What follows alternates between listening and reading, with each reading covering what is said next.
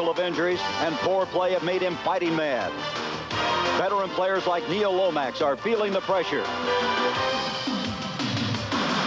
The Cardinals are angry. And it's spectacular weather for football. The Giants coming in here with a 3-game winning streak. A game off the pace set by the Washington Redskins in the NFC East. And St. Louis right now resides in the basement. Hi, everybody. I'm Gary Bender along with the coach, Hank Stram. And Hank, Gene Stallings still hasn't posted that first NFL win. They've done some things well, but they seem to self-destruct by making mistakes. You know, going into this game, Gary, this is going to be very much of an attitude game, I think, because the last time the New York Giants played here, they beat the Cardinals 34-3, and they left town saying that the St. Louis Cardinal team quit. Every man on the St. Louis Cardinal team that I talked to mentioned that, and they said, we'll see what they say after this game this afternoon. Hank, the Giants, as I mentioned, have won 3 in a row, but Bill Parcells told us he still isn't happy with his team. I think anytime that you're winning, Gary, I think that's the attitude the head coach must take. He has to make it tougher and tougher on his team, because I think when you win, you can say anything, do anything, and it's going to be very effective, but that's a very, very good approach on his part. And so under spectacular skies, the Giants will be kicking off. The Cardinals have won the toss. They've elected to receive. And St. Louis, 0-4, have not led at any time in any game. And you can add to that graphic that they have not scored this year in the first quarter of play. So they have not gotten out of the dressing room to the start of the games very effectively. Raul Allegra will be kicking off for the Giants. Twin safeties back for the Cardinals. Sakahima is back there. He's joined by Jans Fox, and Fox will bring it out close to the 30-yard line. So Neil Lomax will set it up now for St. Louis.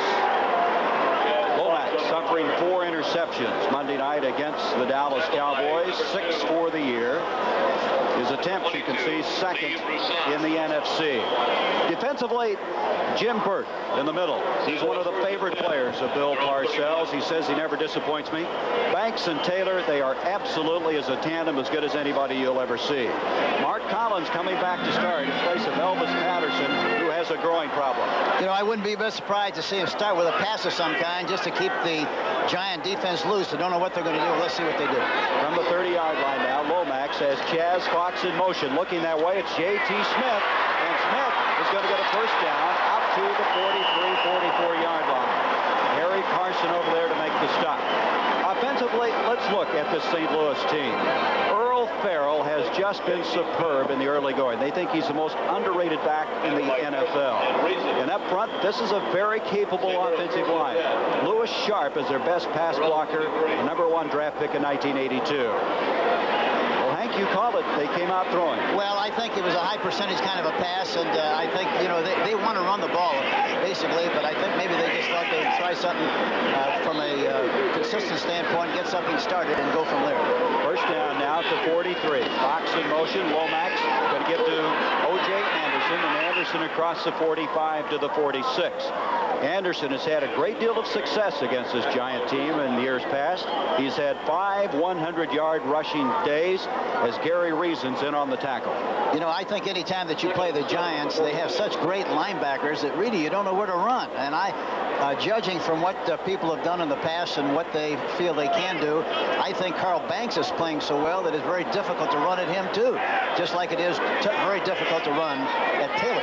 Hank, when you talk about the Giants, everybody talks about those linebackers, don't they? From the 45 now, 2nd down 8. Lomax, chase, give off to the near side to Farrell, and almost intercepted. Mark Collins had a crack at the deflected ball. That was Banks who came through, the man you just mentioned, Hank, that got in the face of Neil Lomax. He's playing terrifically well, has good range, and very tough at the point of attack. I don't know. I think basically it might be better to run to the tight end side on Taylor's side than it is on Banks, because he has really been terrifically outstanding against the run. Well, what Taylor does so well, Hank, is he comes from that backside so quickly. That's right. I think regardless of where you run, you have to have somebody on Taylor, and whether you block him or make him run around people, at least you detain his course pursuing the running back. See, the Cards having a tough time on 3rd down, and that's what this is, 3rd and 7. Stump Mitchell now in. Mitchell missing the Monday night game. Lomax stepping up. And really nobody open. J.T. Smith the closest to the football. The Giants did a great job that time of camouflaging their coverage. They wanted Lomax to think that they were going to blitz him. They were all on the line of scrimmage. They made him change the play at the line of scrimmage. And then in the snap of the ball, they ran back and played zone defenses. It really confused Lomax, and that's why he threw the ball poorly. And I think to add to that, Hank, is Lomax is struggling a little bit confidence-wise, and so you might mix it up a little bit. I think that's very obvious.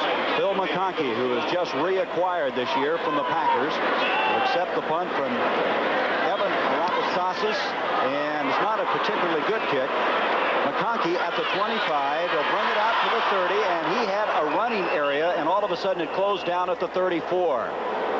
The Giants will have it there. Stafford Mays up to make the stop, and Phil Simms will come in. He's thrown a touchdown pass in 9 straight games. It's been spectacular in the last 2 years. That was only a 31-yard punt. Watch David Galloway. He's the key defensively for the Cardinals. He played very well Monday night. E.J. Jr. is the leader at linebacker. And Leonard Smith. Coach Gene Stallings has been pleased with this play. Solomon Miller goes in motion. Joe Morris, he's going nowhere. That was Smith who came through, and help arrives. Bubba Baker, number 60, is there. There'll be a loss back to the 31, and they were sending that secondary. So Morris, who did not play last week due to that reaction to some medicine he took for his broken nose, on his first carry loses yardage. And as Bill Parcells told us, he wants to get him in gear today, get him back to the level of play that he had in 1985. And up front, Billy Ard, in the estimation of Coach Parcells, is his most consistent lineman, and Bavaro's leading the NFC in receptions. We saw Leonard Smith came up and make that tackle that time. He's like a linebacker. Solomon Miller was shaken up. As you know, Lionel Manuel is out, so they're getting a little thin at that wide receiver spot. Get to Morris on a 2nd and 12, and again, the Cardinals are there. St. Louis reacting very well, and teams have been running against the Cardinals very easily prior to this game. Watch a draw play, and he starts to go to his right side, but it caves in on the backside. And Charlie Baker finally comes in from the backside and makes the tackle along with a lot of other people. But the response to that run was very good. And I think somewhere early in the game, Gary, I think the Giants are going to have to run some kind of a misdirection play, a reverse of some kind to slow down that pursuit. 3rd down, 12 yards to go. From the shotgun goes Phil Simms.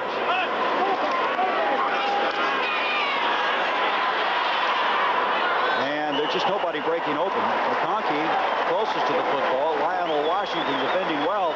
That's got to be encouraging for the Cardinals, Hank. They played this series very well. Well, you know, talking to all their players, they think that they're very capable of stopping the Giants from a defensive standpoint. The problem has been they haven't been able to maintain or establish any kind of a consistent flow offensively. So as a result, for them to get a jump in this game, if they expect to, they've got to do some of their specialty teams in their defense. Vendetta, very fine punt by Sikahema. Has the ball, and the BYU rookie comes out there to the 50, to the 45, 40, to the 30-yard line, and knocked out of bounds inside the 25, and that's some success the Cardinals have needed. That's exactly what we just talked about a moment ago. The defense and the specialty teams have to play on a reduced field for their offense, and that's going to make all the difference in the world, maybe give them some confidence. Sikahema, real fine this year, a 10th-round draft pick. And he catches the ball right where it should be caught, number high, catches it with his hands. Look at, he sees a gap. And the nice thing about it is he's very decisive. He makes a decision and goes with it, avoids a would-be tackler right there, gets another 30 yards on the run, and does a great job on the return. 1st and 10, St. Louis. A 61-yard return to the 22. Sikahema was 3rd in the NFC in punt returns, and that certainly will help his average. Cardinals with excellent field position. Lomax to O.J. Anderson. Running behind Farrell, and he got maybe 2 yards to the 20-yard line. Carson and Carl Banks made the stop. Sikahema, an interesting story. He was born on the island of Tonga, came over to the United States, went to BYU, and he was one of those guys, Hank, that always wants the football. He's a competitor. He dances every dance, and the guys in the team love him because they know that every time he's in a ball game, anytime he gets his hands on the football, there's always a chance for him to make something happen. He told me that they don't see the game in Tonga. He said it takes 2 days to get there if you fly. Second down now, 8. You understand it was a turf burn suffered by Solomon Miller. From the 20-yard line, Lomax to Anderson. Farrell throws a block. Anderson trying to get to the 15. He's got that, and he negotiates the 10 into the 8-yard line area. And Anderson, when he gets those shoulders turned up the field, he is a load to tackle. He weighs 230 pounds. Kennard over to make the stop. First down, St. Louis. Hank, this is without question the best start of the year for the Cardinals. They've had absolutely nothing go well for them early in any game. Well, the great thing, the challenge you have, even though you have good field position and create a great opportunity for your team, the challenge is to get points on the scoreboard. That's what you have to do. Get 7 in this particular situation. And if you don't get 7, at least get 3. But in here, this situation, they got to be working for 7. First and goal down from the 7. Farrell and Anderson are the running backs. Jazz Fox to the bottom of the screen. J.T. Smith to the top. This time, no place to go. Excellent reaction. Leonard Marshall, number 7, he got penetration that time. It was a counter play. And any time a delay, you better hold your blocks for a long period of time. So you watch the off guard and the tackle pulling, and look at Marshall get penetration and knocks all 3 of them down in the backfield. As you know, probably, the Giants are tied with the Bears first in rushing defense, allowing under 70 yards a game. And there's Marshall, who was spectacular a year ago with 15 and a half sacks. Bill Parcells said that he just felt, I can do it. Got the confidence, and he did exactly that. Second down now and goal. Outside the 10. Anderson gets a pitch block, and he'll make it to the 5-yard line. It'll be 3rd and goal from that point. Kenny Hill, the strong safety, up to make the stop for the Giants. You know, usually that's a tough play to run against the New York Giants because you bring the ball from the left side of the formation all the way over to the right side, and by the time you get there, usually that whole defensive team is right there to greet you. But in spite of that, he was able to pick up some yardage on the play. Some changes being made. Gene Stallings says we just have been self-destructive all year long. We get the ball moving, then we have a costly penalty. And right now, he hopes they can execute well here on 3rd and goal from the 5. You might see a play-action pass here, back to the backside, away from the formation. Nope, here he is. There they goes. Lomax in trouble, though. Lawrence Taylor, I should say, was there, and that is the thing that he did last week, Hank, against New Orleans. They could not get outside on him. Boy, he is murder. See, a play-action fake. Watch 56 now. He's down a 3-point stance, and look, they're trying to block him on the outside, but in spite of that, he grabs the quarterback and throws him right down to the turf. Great play by Lawrence Taylor, number 56. Now, the Cardinals have really been struggling in this next department, field goal kicking. The rookie, John Lee, is 2 of 6. He had 1 block Monday. Kent Austin will hold, and this will be a 30-yard field goal attempt. Lee needs some confidence. This kick on the way, and John Lee is able to hit it. His 3rd field goal to go through, and John Lee, who has just lost his confidence to the point where he says the goalposts have just shrunk, hits that one, and the Cardinals lead it.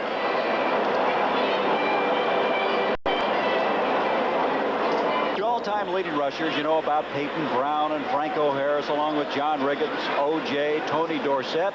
But did you know that a man in this game is in the number 11 spot? Otis Anderson. Hank, he really hasn't gotten a lot of credit for the fine career he's had with St. Louis.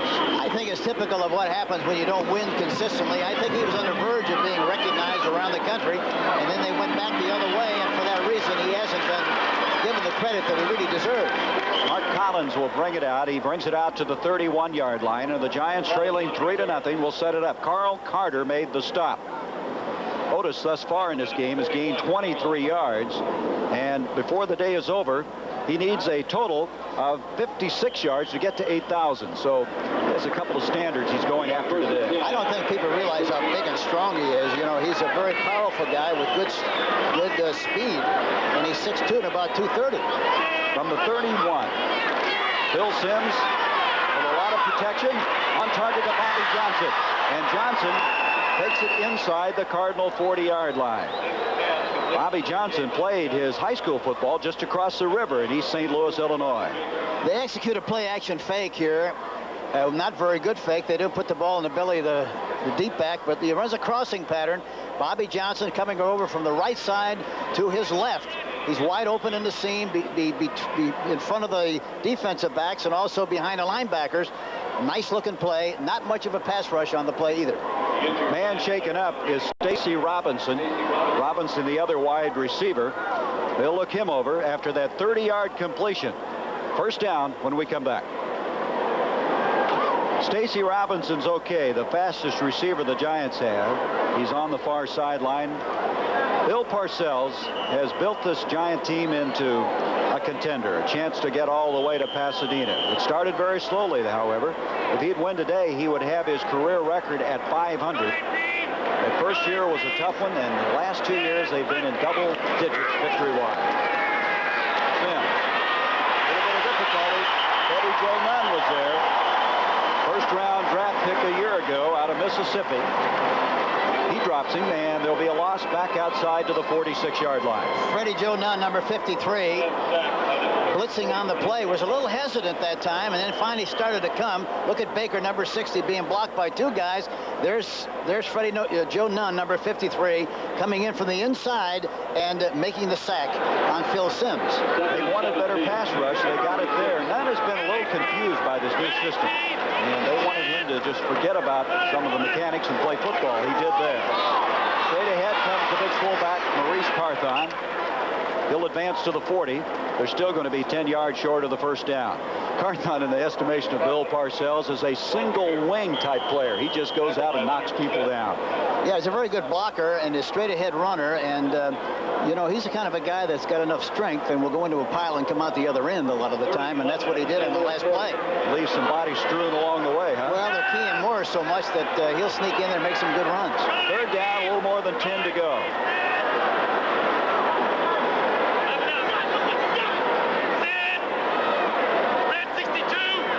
Showing the blitz, so they're going to come after him. A lot of time. Now we're going to stop it. It looks like the Cardinals may call timeout. What were they doing? No, I think it's hard to tell, but it looked like they were trying to confuse Simms and make him think they were going to blitz when they weren't. But they made him delay the game, and as a result, they got 5 yards. A great job on the part of the St. Louis Cardinals of camouflaging their defense and making the quarterback change the play when he really didn't have to. You know what was happening? It was interesting on that, though, Hank, is that Lonnie Young was signaling like he wanted that, indicating and probably fouling up Simms even more. But anyway, the 5-yard penalty makes it 3rd and 16. Just outside the 45.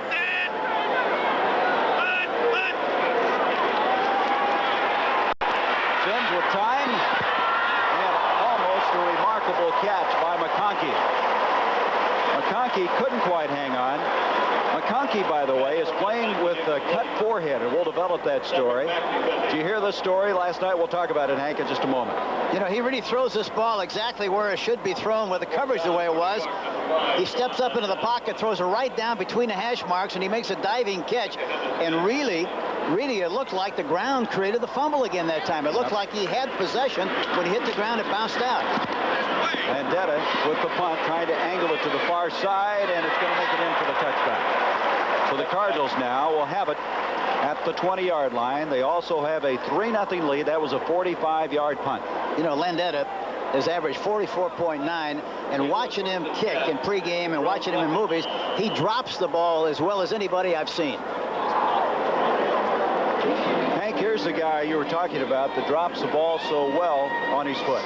You know, I talked to him before the game, and I asked him, what is the most important thing, do you feel, because of the successes you'd have enjoyed? And he said, dropping the ball. Now, that time he dropped it against the Bears. Nobody's perfect, right? No, but the wind was so bad that time, he didn't hold on to it long enough, and it blew it right out of his hand. That was in that NFC title game with the Bears. At the 20 now, the Cardinals with a 3-0 lead. Carroll in motion. Double pump by Womack, trying to get to Chaz Fox. A collision with Mark Collins, but there's no penalty flag. There's one of those indications, Hank, where you wonder if they are really hooking up well. Fox hasn't been in camp that long. Well, they hardly even know each other. You know, he gets to watch now. Collins gets good position on him, turns to the inside, then they get tripped up on the play, but certainly no pass interference justified on the call. Where have all the wide receivers gone? Pat Tilley, Roy Green out. The longest any of these wide receivers have been in camp, 12 days. I think for that reason, I think the Cardinals have to spend a lot more time throwing to their backs than to their outside receivers. That's Jazz Fox in motion. Second down, 10. Anderson will be dropped short of the 25-yard line. That's Andy Hedden, 54, the former Clemson standout who made the tackle. Carl Banks, number 58, the left linebacker, really did a number on Doug Marsh, who was trying to block him. He just shed the block and threw him off like he was a little paper doll. Third down now, 6 yards to go for the Cardinals. The St. Louis offensive line has protected Lomax better this year. They gave up so many sacks, 65 a year ago, 10 going into this game. And they've run fairly effectively. It's an area that's improved, but record-wise hasn't helped. Lomax out to Sprint Mitchell. Mitchell weaving his way for the first down. He'll get out to the 35-yard line. And Mitchell, who's been playing with a knee that's had some drainage problems, really showed some excellent outside running. Kenny Hill making the stop now at the 35. You know what Bill Parcells said? He said, I'll take Stump. I'll put him on the plane and take him back with me to New York. I got a little news for you. Yes, any coach in the National Football League and any coach in any league, and they'll all say the same thing about Stump Mitchell. And talking to him yesterday, I said, you know, how efficient do you think you're going to be from a percentage standpoint? 100%, 90? He said, right now, about 80% effective, but I'll play tomorrow. Pretty good 80% on that last run, huh? 10-yard pickup, just short of the 35. Earl Farrell moving the pile a couple of yards to the 37-yard line. Farrell, battling back from some personal problems a year ago, has been a bright spot at that fullback spot. He weighs 225 pounds. He's a little lighter today. I think he's had a bad case of the flu, and he's of course he's playing anyhow, but he doesn't feel too well. Is that your analysis as a doctor, that he might be a little lighter? Well, he told me that yesterday. I think anytime you have the flu, you're going to lose 8 to 10 pounds. Second down. 7 yards to go. Anderson comes out of there, almost had the ball stripped. Gets to the 44, a yard short of the first down. Let's go to New York now. Here's Brent Musburger. Well, Gary, George Rogers hit his former New Orleans teammates with this touchdown. His 7th of the year rushing and the 8th straight game that he has scored for the Redskins. Skins lead 7-0. Let's go back to Gary and Hank. Hank, we keep hearing about how good the Redskins are. They're going to be, what, a yard short, third down, coming up with the 44. St. Louis with a 3-0 lead. 3.5 minutes to go in this first quarter. Remember now, the Cardinals are the worst third down conversion percentage in the NFL. See if they run up the middle this time. The linebackers are a little off. A lot of congestion, but Anderson with a spinning move, very close to that first down. Just short of the 45-yard line. You know, as tough as those linebackers are on the outside, the middle linebackers are tough too. But at least they give you a little room. It looks like the most efficient place to run in that situation, because the linebackers were off about a yard and a half. Would have been run right up the center and try to get as much as you possibly could. Giants last week against the Saints held the Saints to 1 first down and 13 yards in total offense in the second half. Playing as well as you can play defensively, and it looks like, and they do have the first down. As linebackers, you can say a lot about them, but up front they're tough. They're very, very physical. The Cardinals talking about that when you come out of a game with the Giants, you feel a little extra bump and bruise from them because their ability to swarm and come after you. Just short of the 45 now. First down, St. Louis. Fox comes to the bottom of the screen. J.T. Smith to the top. That's Farrell and Anderson in the backfield.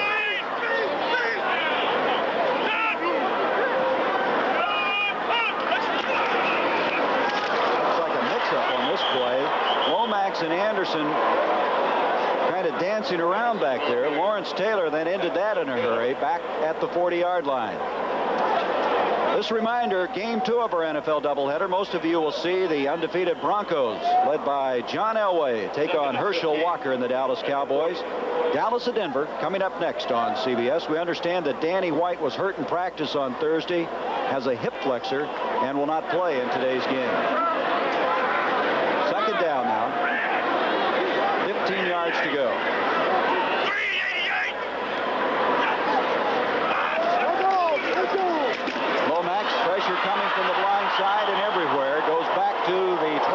26-yard line. Carl Banks. But first it was Taylor who was storming from the backside, and then Banks came in. You know, that kind of a call is tough, Gary, because it's a play-action pass, long yardage. Those linebackers, if they're blitzing, you know, they're not going to slow down any. It's tough to pick them up with the backs, and as a result, they get penetration. And by the time the quarterback is ready to throw after making a fake, school's out, the stadium falls in on it. I think Lomax spelled all of that. That's a loss of 14 yards, 3rd and 29. It's a good point, though, Hank. Sometimes all that is just... Yeah, you might, 3rd and 14, they know you're going to throw the ball. You might as well get back in the pocket and throw it. This time he'll go from the shotgun. He might run something from the shotgun just to get better field position for the button up. Leonard Marshall did not get back. Penalty flag, and Lomax gets dropped again. This is George Martin, the veteran. But I believe Marshall, coming from the right-hand side, did not get back before the ball was snapped. Martin, who made that sack, in the estimation of Bill Parcells, they just can't do it without him. He is such a venerable veteran. You know, also, when you play against the New York Giants, as great as that defense is, I think you got to keep them off balance by keeping track of what your count is on the sideline to make sure the quarterback is aware that he doesn't always go in the same count. I think you have to use quick counts and then go on 2, go on 1, go on 4, but to keep them off balance. But if you're not careful, the personality of the quarterback is that he gets in a rut. Offside, number 70, defense. The penalties will offset. We will repeat the down. See, they go on 2 so much that the defense gets the rhythm, and before the quarterback can get back and get set, you know, he gets shot down by the defensive lineman. You can see both these teams have sustained numerous penalties. Atlanta leading the league, dubious distinction. So it's still 3rd down and 29 from the 26-yard line. 3-0 St. Louis. The difference, a 30-yard field goal by John Lee. Has excellent protection. Off to Stump Mitchell, makes a move at the 35, and he's going to struggle across the 40. He's still going to be way short of the first down. But Stump Mitchell, who has his heart as big as anybody playing this football game, made a lot out of nothing. He's got a big Valentine, I guarantee you that. You got to love the way he plays. If he could only do something about develop his legs. I kidded him yesterday. I said, you ever think about getting your legs pumped up a little bit? He's got about an 18-inch calf.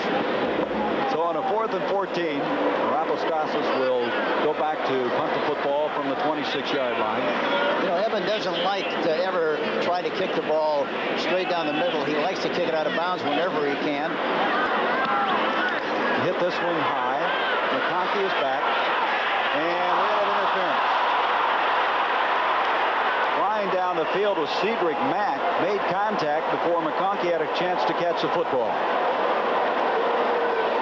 You got to provide him with an opportunity to make the signal for the fair catch or catch the ball. That time he had no chance whatsoever. Cedric Mack, number 47, gives him a shot. Here you see him. The ball's coming down. Here it is. Still coming down. And right about the time it's bang, look at the shot he gets on him by Cedric Mack, 47. Opportunity to make the catch. Number I want to make a comment about McConkey. I was mentioning he's playing today. 15 yards from the spot, first down. That he's playing with a cut on his forehead. Last night, he was dreaming he caught a football, Hank, jumped up, hit his head on the headboard, sustained the injury, finally woke up. I believe that story, don't you? Yeah, I sure do. Yeah, I got some other ones I'll tell you after the game. Gary Bender, Hank Stram, 7 seconds to go in the first quarter after that 43-yard punt and then the interference call. The Giants have the ball at their own 32.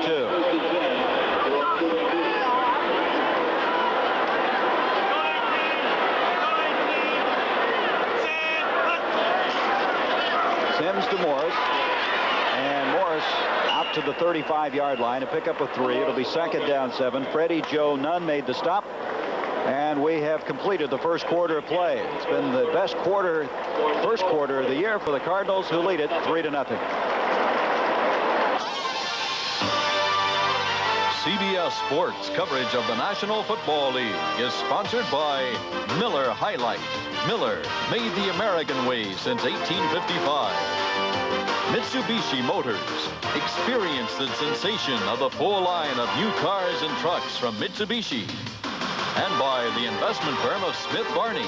They make money the old-fashioned way. They earn it.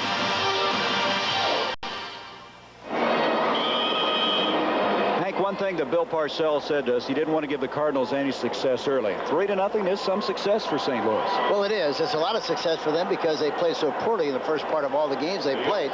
But they're very capable. They just have to play like they're playing and not make mistakes, and it'll be a good game.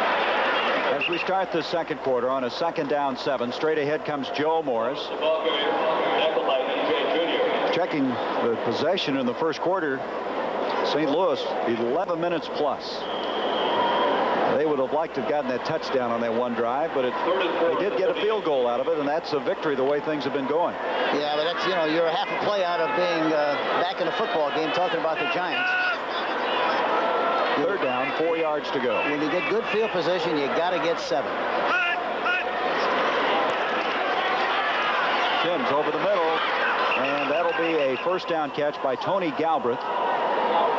There's a guy you're familiar with, Hank, Tony Galbraith. You drafted him when you were the coach of the Saints. That was the year he had Thunder and Lightning, Chuck Muncie and Tony Galbraith. Well, he was Thunder, and Muncie was Lightning. But the thing about Galbraith, you fall into a pattern. He's got such great hands. He's got hands like Otis Taylor, feet like Mike Garrett, and he's a terrific runner from the I formation. But he's been such an outstanding receiver that people kind of overlook the running aspect of it. And talking before the game, he loves what he's doing, but he still loves to run the football.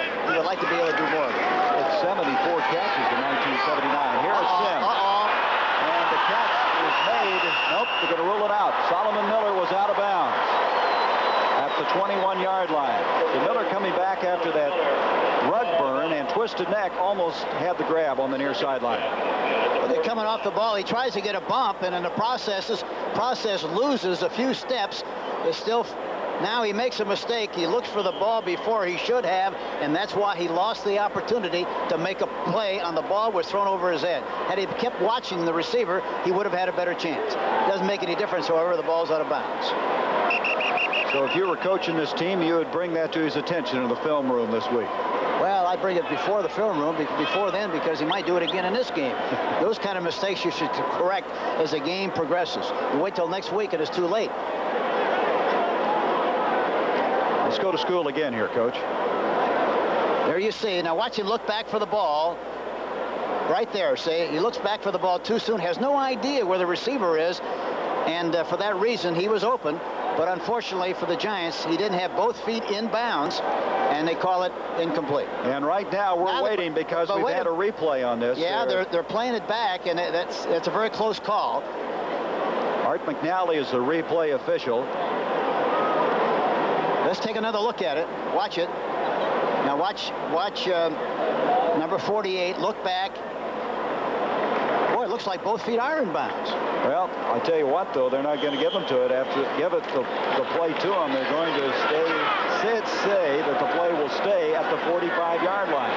So it's 2nd down and 10. They were almost convinced the other way. Yeah, right? if you get another look at it, looked like he might have had both of them in. 2nd and 10. The backside. Pressure coming. That's Charlie Baker, 52.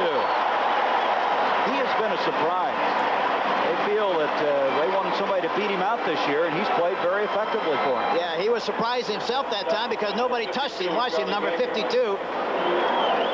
You don't see him, but there he is. He comes into the picture. Looked like a screen pass that time, Gary. Nobody even made an attempt to block him, and he had to be surprised on that kind of a play. He sacked Danny White on Monday night. Comes back with another. We understand that the replay was just inconclusive, so they did not give Solomon Miller the reception. That's the word right from the National Football League. 3rd down now, 19 yards to go. As he said, Art McNally in charge of the replay today. Here's Sims. He felt it. Ball is loose. Galloway hit him. Bob Claspy had it momentarily. They're still going for it, and the Giants have recovered it at the 30-yard line. That's a bad play. Glaspie, number 79, all he had to do was fall in a football and be satisfied for his team to have possession on the plus 30. Instead, he tried to pick it up, and there's no way in the world you can pick the ball up when it's right down at the bottom of your feet, right below your body. Watch him now. Look at it. See, he tries to pick it up, and then he tries to run with it, gets knocked out of his hand, and for that reason, they lose possession. They should have had the ball on the 30-yard line. They're going to get it anyway. It's 4th down. Carl Nelson, offensive tackle for the Giants, recovered for New York. Landeta will punt now from his own 15 on a 4th and 19.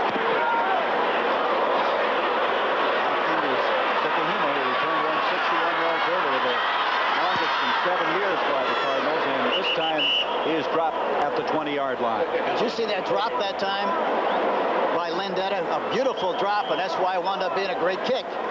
Greg Lasker down to make the stop for the Giants. The Cardinals, with a 3-0 lead, will have it at their 20.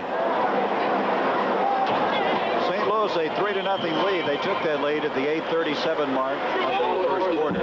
Neil Lomax making his 48th consecutive start today.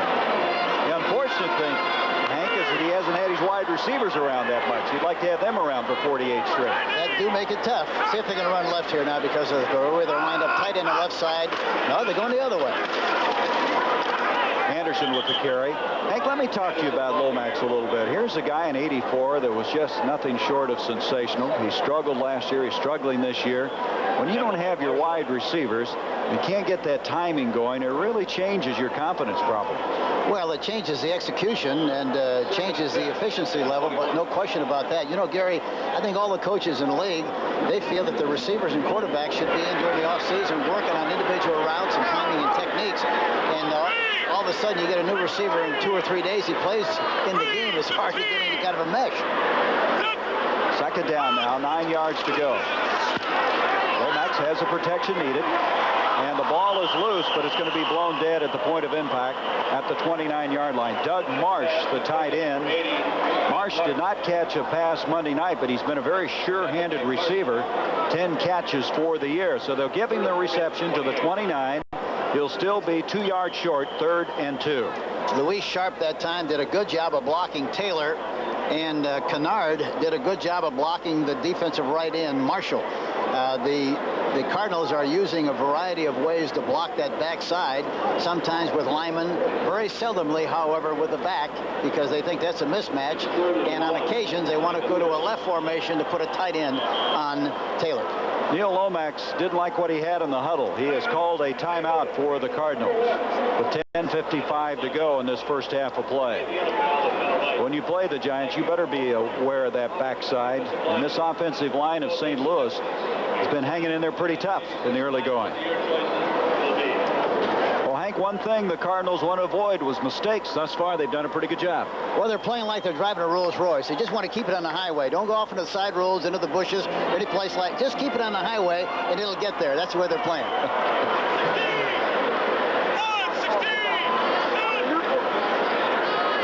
After the timeout, Lomax sends Anderson in motion off to Farrell. Farrell wants to throw the football, but no opportunity, and he's going to be run out of bounds. They'd worked on that all week long, but it just didn't materialize.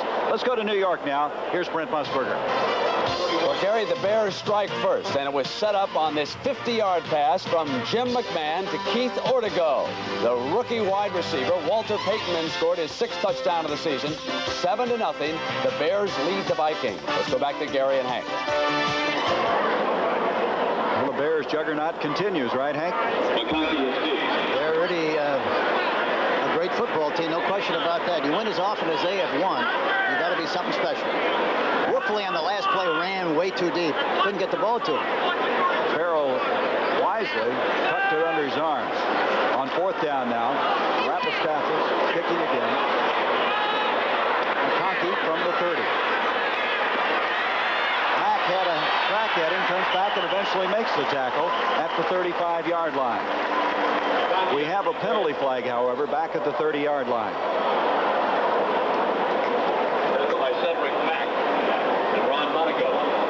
One thing about the Cardinals, Rapastathis has not punted all that well, average-wise, Hank, but they like to use him as a kickoff man. Dual performance, and if Lee's field goal kicking comes around, they feel that's a good combination. Yeah, interesting to talk to him yesterday. You know, where's number 17? And I asked him why he wore 17. He said, well, in college and high school, I was a quarterback, and I wore 17 because my favorite quarterbacks were Jim Hart and Brian Sipe. And he said, I couldn't believe when I came to the St. Louis Cardinals, I didn't know what number I was going to get. Didn't expect to get 17. Holding. Offense, number 56. 10 yards. Repeat the 4th down. But when I checked in to get my uniform and my number, they gave me 17. I almost fainted because I thought that was retired here at St. Louis, and now I'm wearing 17 again, and I'm tickled to death. Maybe they should retire. Jim Hart had such a great career here with the Cardinals. But the one thing that Gene Stallings pointed out to us, Hank, is if Lee doesn't get on track, then they have a difficult time justifying the low average punt-wise. So the combinations change, the mix changes, depending on how well this guy does and also his partner, John Lee. Well, that kind of pressure on him, and it doesn't help his kicking situation much either. That's right. Because anytime, you play with the idea of hearing the traveling music, you could be in trouble. Traveling music comes in pretty strong sometimes. At the 46, McConkey. This time he's going to make it to the outside. To the 40. And McConkey will get to the 34-yard line of St. Louis. Finally, coming over there, the Cardinals able to ram him out after the 37-yard return. Anthony Bell, their #1 draft pick, made the stop. Byron Hunt was out in front, number 57, trying to find somebody to block. And like usually happens on a punt return, he didn't find anybody. He was out there blocking air. McConkey with a new life coming back from Green Bay. The Giants reacquired McConkey for a draft pick from the Packers to fill in because this guy, Mark Collins, really took a shot last week in the New Orleans game. What happened is he had his helmet knocked ajar. He ripped it off himself, tried to return it up the field, and he suffered a mild concussion in that game. So McConkey was added to the roster and is doing the job today. Here is Joe Morris on a first down. Morris inside the 35 to the 33-yard line. One thing that Collins learned, Hank, is even if that helmet is ajar, you better leave it on. You better put a spike in it, nail it down.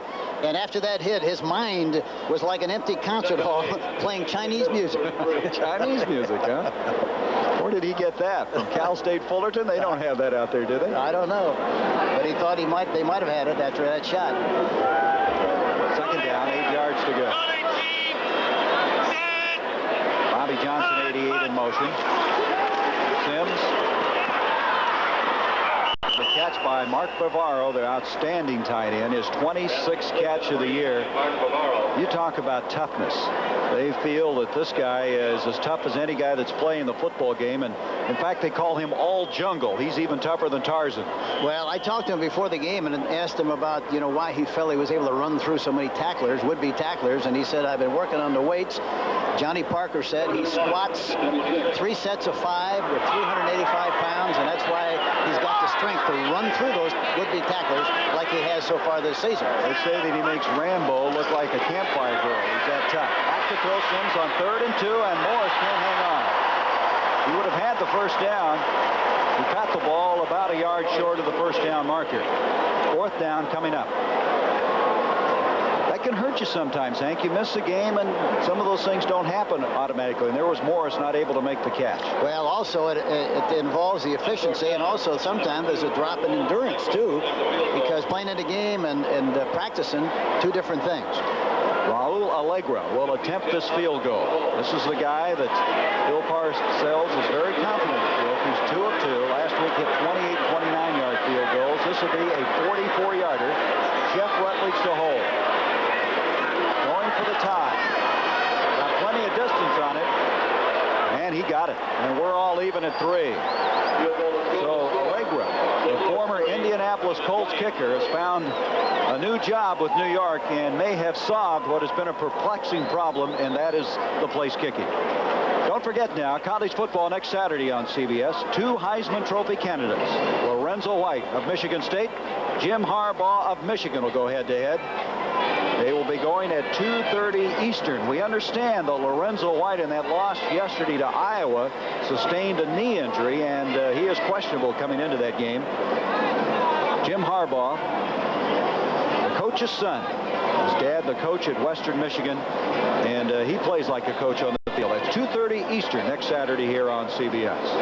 Well, we're all even at 3 now, as Lomax will try to do something about that when he comes back in.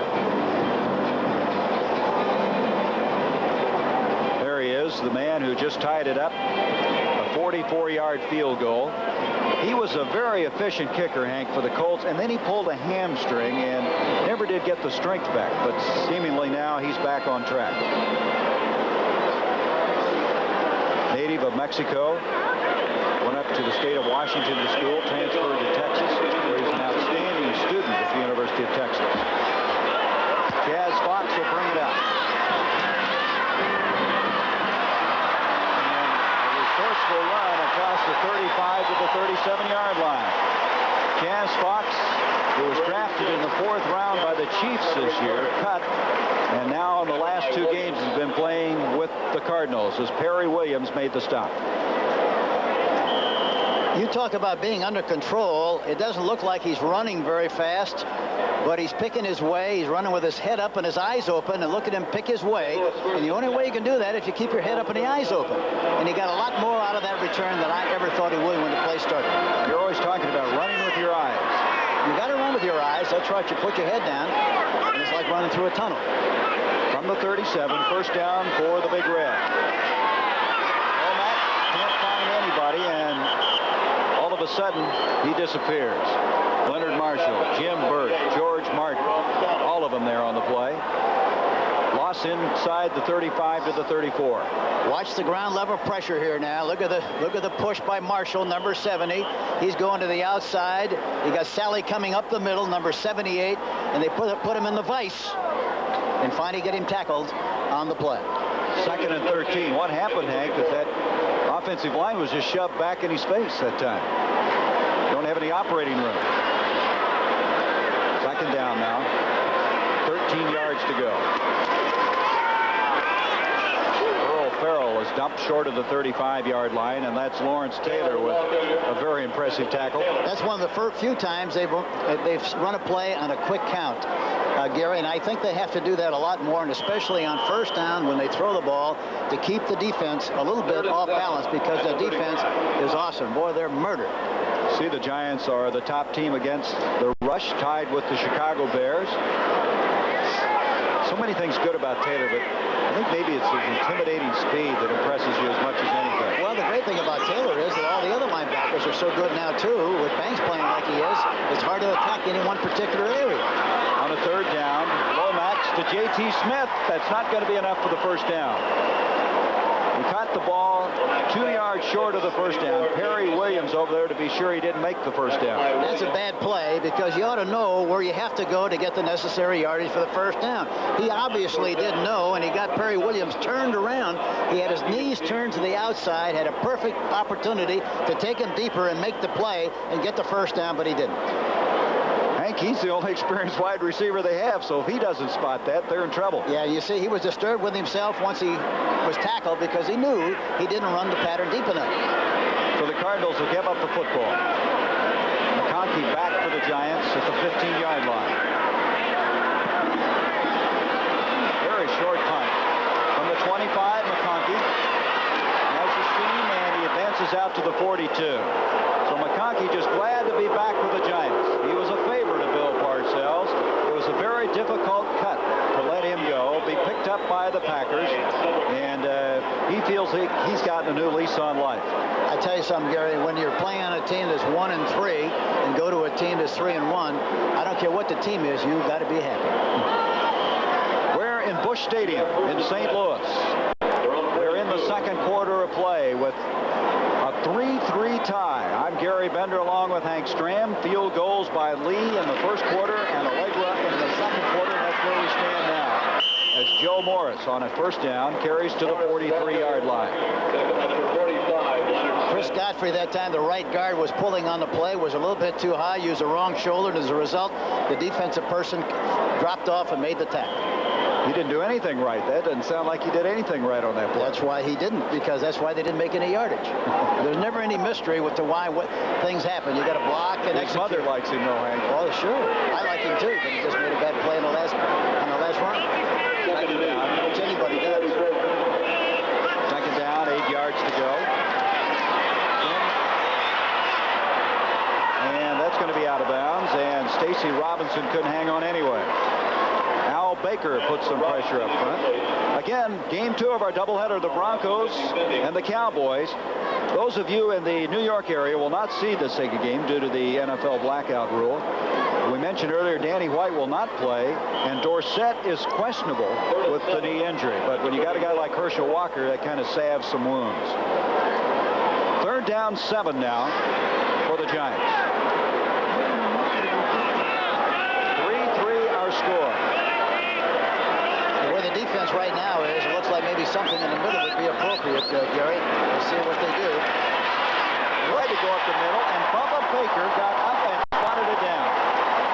Baker checked in this year in the best shape of his career. He came in at about 20 pounds lighter.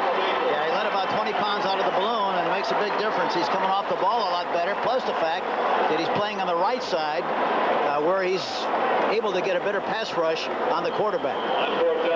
Remember that rookie year when he had 23 sacks for the Detroit Lions? The punt. Driving Chaz Fox inside the 10. No return on it. He'll start at the 9.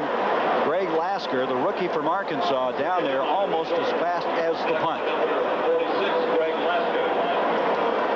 Bill Parcells, delightful time we had yesterday with him, Hank. We would have talked all night long as we discussed his team for a couple of hours.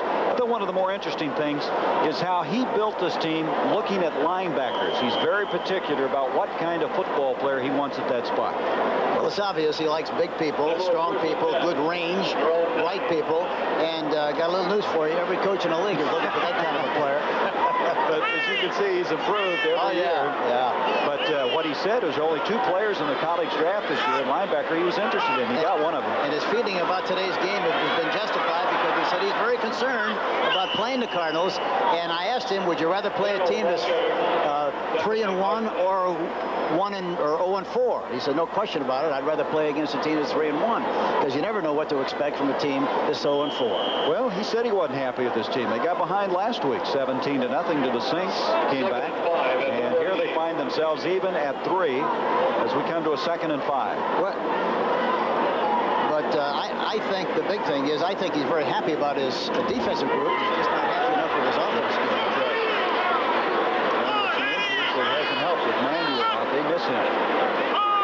On a 2nd and 5, Lomax to Farrell, and Farrell is going to make it across the 15 to the 16-yard line. So it comes to a 3rd down for the Cardinals.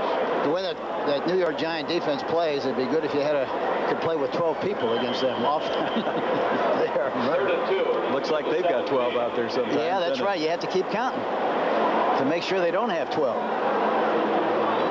The thing that's so interesting is they, in the draft this year, have added some new faces who down the road's going to be impacting the Giants team. If they played the Canadian League, they'd make them play 11 against 12, I think, for that defense they have. 3rd and 2.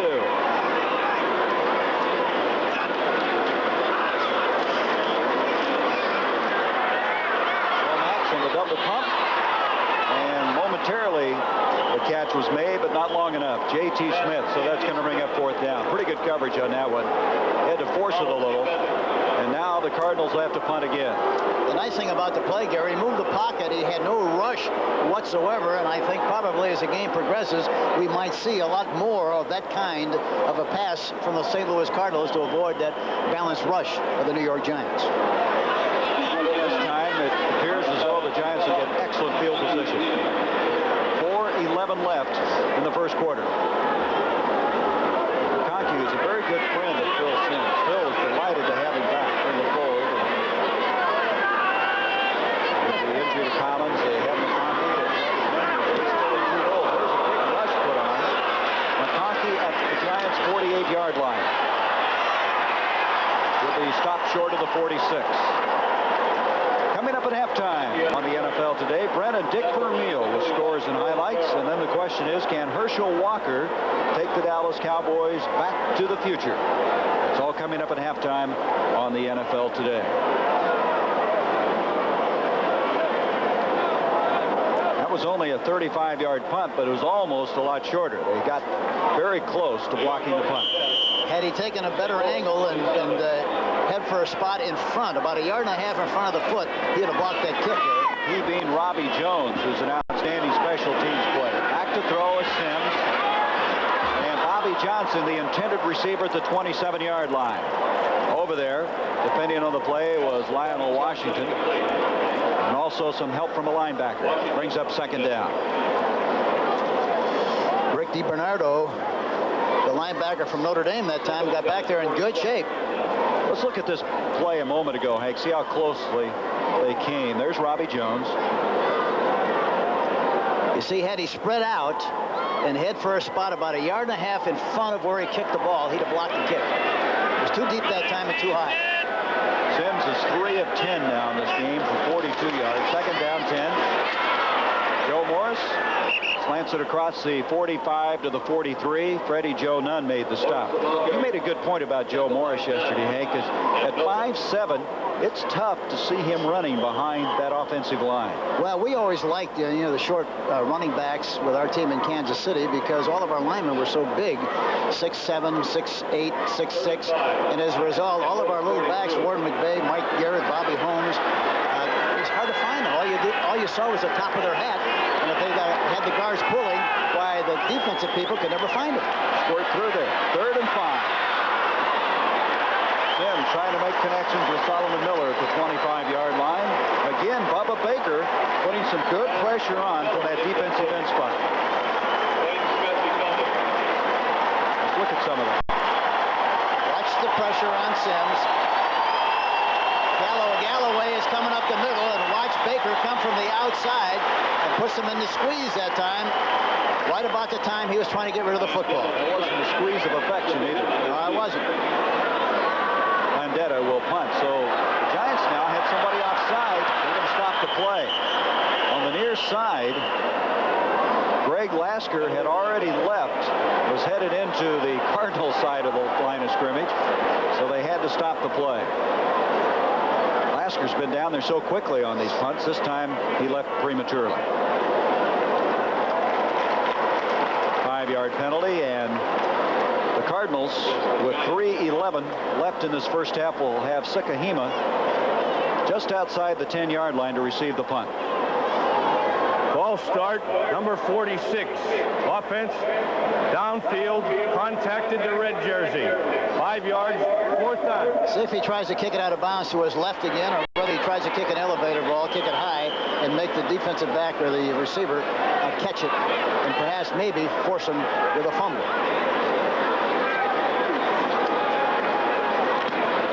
Yeah, he did. Kicks it high. And let it hit. Sikahema gets away from it, and the Giants are going to down it inside the 5. Very fine execution that time by Landeta. So it's going to be a long ways to go for the Cardinals. Lomax and the Cardinals will start from the 5-yard line as Gary Reasons was down there to down the football for New York. You know, I think a lot of people are surprised by the way this game has been played so far, but really and truly, Gary, watching the St. Louis Cardinals practice and talking to them individually, there's a lot of determination and a very strong feeling that they have to, start making something happen. As I mentioned, they all talked about the fact that, the Giants ridiculed their effort last year and that they quit and that kind of thing. Sometimes, that kind of motivation can be very dangerous when you come into a game and you're expected to win, like the Giants coming into this game. Is that bulletin board material? Oh, no question about it. Lomax coming out, throwing from the end zone, hits Earl Farrell, and Farrell was very close to the first down. We'll see if he had the first down, but first, let's go back for an update. Here's Brent. Okay, we've got an update on the Washington Redskins. Jay Schrader throws this touchdown into the end zone. They were looking for George Rogers. He hits Art Monk. Extra point is good off the toe of Mark Mosley. And now the Skins have gone ahead of New Orleans 14-6. Let's go back to Garrett. Thank you, Brent. Of course, the Redskins will get 1-game lead over these Giants. Unbeaten. It was a first down on that catch by Farrell just across the 15-yard line. This time a couple of yards, and that's all. As Farrell runs into Lawrence Taylor, it'll bring up a second down. Watch the surge. Right up the middle. And really, either one of these teams really have really dominated the line of scrimmage. It's really been kind of a taffy pull up front. A taffy pull or a standoff, whatever you want to call it. We have the 2-minute warning. It's all even at 3. Hank, at the start of the year, Jimmy the Greek picked these Cardinals to make it to the Super Bowl. We were in Philadelphia last week, and tight end John Spagnuolo, the Eagles, said, which year? Well, they're playing good today. Remember, they got 12 more games left, so they could wind up 12-4. Well, they're even right now, and that's got to be encouraging. They haven't been in this position yet this year. No, you're absolutely right, and I think more teams lose games than they get beat, and that's what the situation here today is. They don't want to lose a game. Second down now, 8 yards to go. Lomax trying to hit J.T. Smith at the 25. Crowd not happy with that development. Good coverage that time, and it's going to bring up 3rd down and 8. Neil Lomax, a very proud father of a son 3 weeks ago, Nicholas Ryan. He has heard the Boo Birds, and what is that? It's not a very big step to the outhouse sometimes. You can play very well, and then all of a sudden people are very dissatisfied with it. Well, you can't worry about things you can't control. You can't control things that they say about you or write about you. You just got to hang in there, keep your feet in the fire, and play. And that's what he's doing right now. 3rd down and 8. Collins has all the confidence in the world. And this time he's on target. Stump Mitchell. Mitchell across the 35 to the 40, but there's a penalty flag. Well, they dropped the flag, Gary. It's got to be a holding penalty against St. Louis. Let's see what they call. And that's exactly what has plagued the Cardinals all year long, Hank. A big play, and they seemingly get him called back all the time. Well, look at Gene Stallings on the sideline. He's very upset, and justifiably so. But he said yesterday, he said, every time we have a big play, there's some kind of a penalty, we stop ourselves, something happens, and there's a great demonstration of it right there in the last play. Holding. Offense, number 64. Half the distance to the goal. 3rd down. Hank, to amplify on that a little bit, I think Gene's almost paranoid about it. He is talking to him yesterday in the dressing room. He says, I almost look for a penalty flag when we make a big play. He said, I know I don't handle the officials well. He says, I've got to learn how Tom Landry does it, because he says, I have probably brought some of this wrapped down around my own ears, but he is really paranoid about this.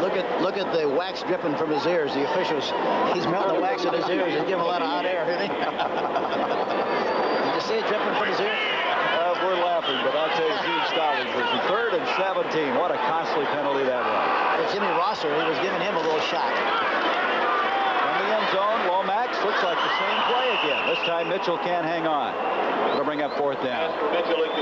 Taylor defending on the play. Boy, what a difference. They had it out, Hank, at the 40. Now they're going to have to punt from the end zone. I don't know. It's I think sometimes when you're not going well, Hank, you almost look and expect those things to happen. Well, it's the nature of the beast. People relate to past experiences, you know, and you get in a critical situation, and something like this happened, everybody says, well, here we go again, the same old stuff, you know. And they use it as an excuse to lose rather than a reason to win. What was that that Parcells started about? You have a rotation of excuses you can go to. You've got to get away from it. Here comes the pressure. Evan gets it off very effectively. McConkey at the 48.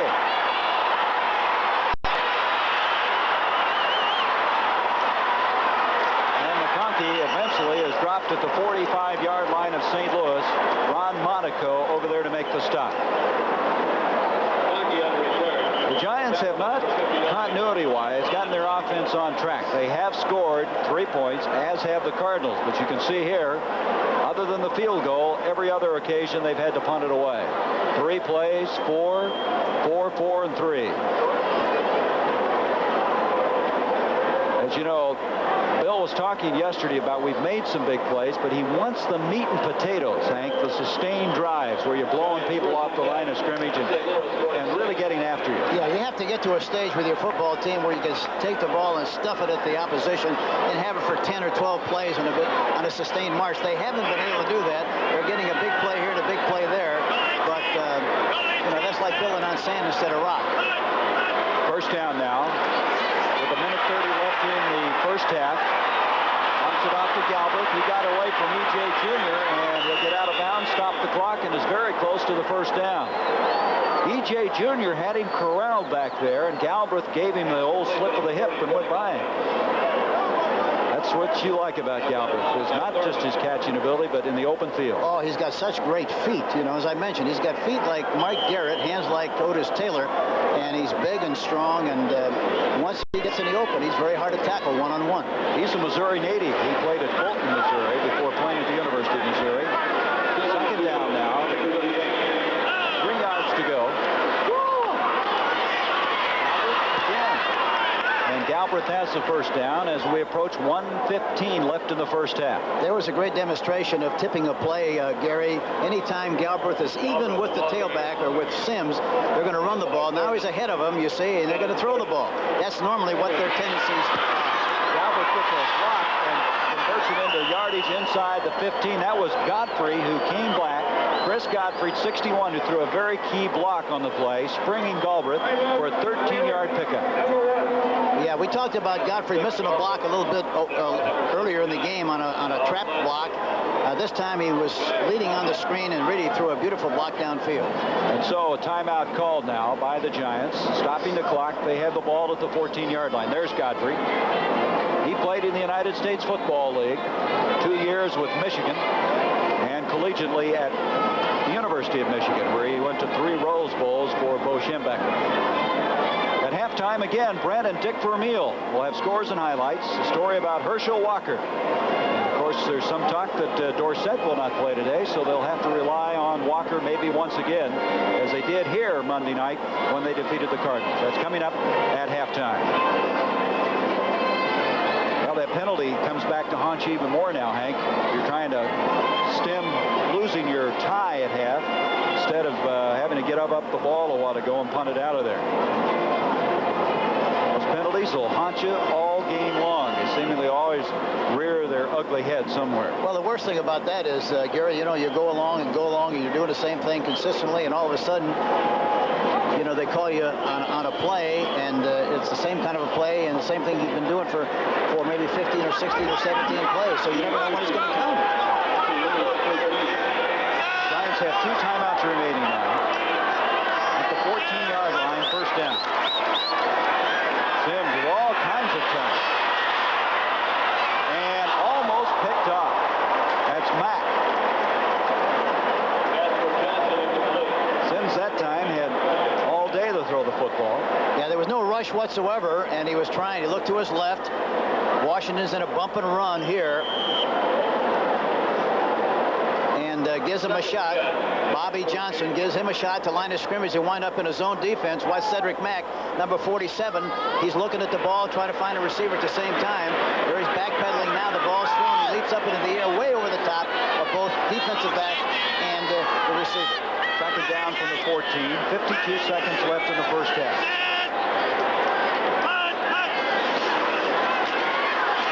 Sims, Stacey Robinson, and he didn't get it. Official right on top of it. Sims obviously did not agree, as Stacey Robinson could not come up with it. Boy, he had a one-on-one. That's exactly what you like in this situation with Wayne Smith on the right corner. Good protection, throws it, he goes in and out. He hasn't beaten on the play. The ball is a little short and a little low, and it goes right through there for a 2-point play, basket.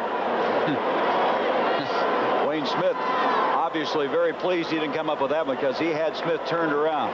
Wayne Smith is a very fast guy and great on up patterns. But any kind of an individual move, you make one move and back out to the other side. He gets licked on those kind of plays. Third down from the 14-yard line. Sims over the middle, and Lionel Washington had a crack at an interception. Bobby Johnson, the intended receiver, and some very good defensive effort by the Cardinals. They dodged 3 different potential touchdown passes, and they're going to make the Giants settle for a field goal. Well, you talk about dodging a bullet. They got to be happy about this. Come out of here with just 3 points, if provided he makes the field goal rather than 7. Raul Allegra, who earlier booted one 44 yards, this time will attempt a 31-yarder.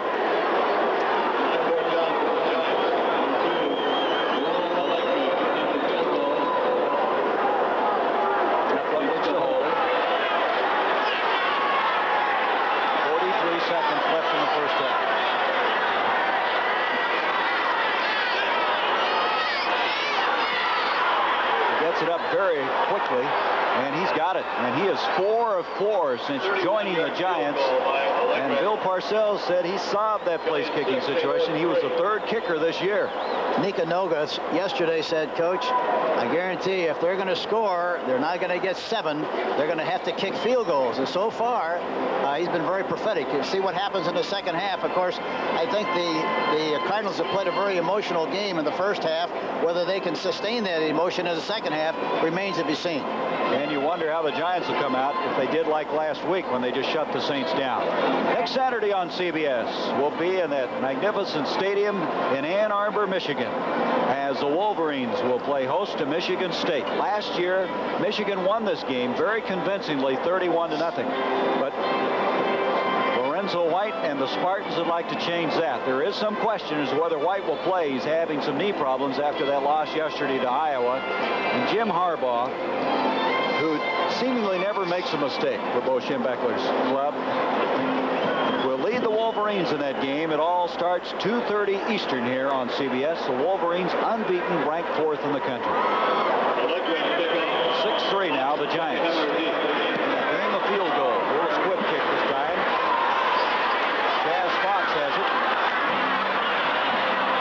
And Fox will be dropped at the 23-yard line. Pepper Johnson, a rookie linebacker out of Ohio State, making the stop, number 52 for the Giants. We understand that Joe Bostic, the right side offensive guard for the Cardinals, having some knee difficulties, some fluid on his knee. They took him in, they'll look at him, and will upgrade his status in the second half. Well, Hank, with 35 seconds left here at the 25. I think you got to be careful, you know, that you don't make a mistake here trying to get something right before the half in 35 seconds and provide the Giants or the opposition with an opportunity to make another big play. What they do has to be a high percentage kind of a thing. There it is. They'll run a screen or a draw or something short, but they're not going to take a chance of throwing an interception to provide the Giants with another opportunity to get another 7 or 3 points before the half. Mitchell, the intended receiver. That'll stop the clock with 31 seconds.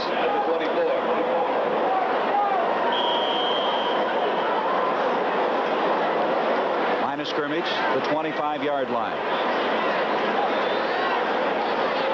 St. Louis thus far 2 of 9 on 3rd down. Stallings working the officials a little bit on the sideline again because they've got to get better at it. There's a penalty flag.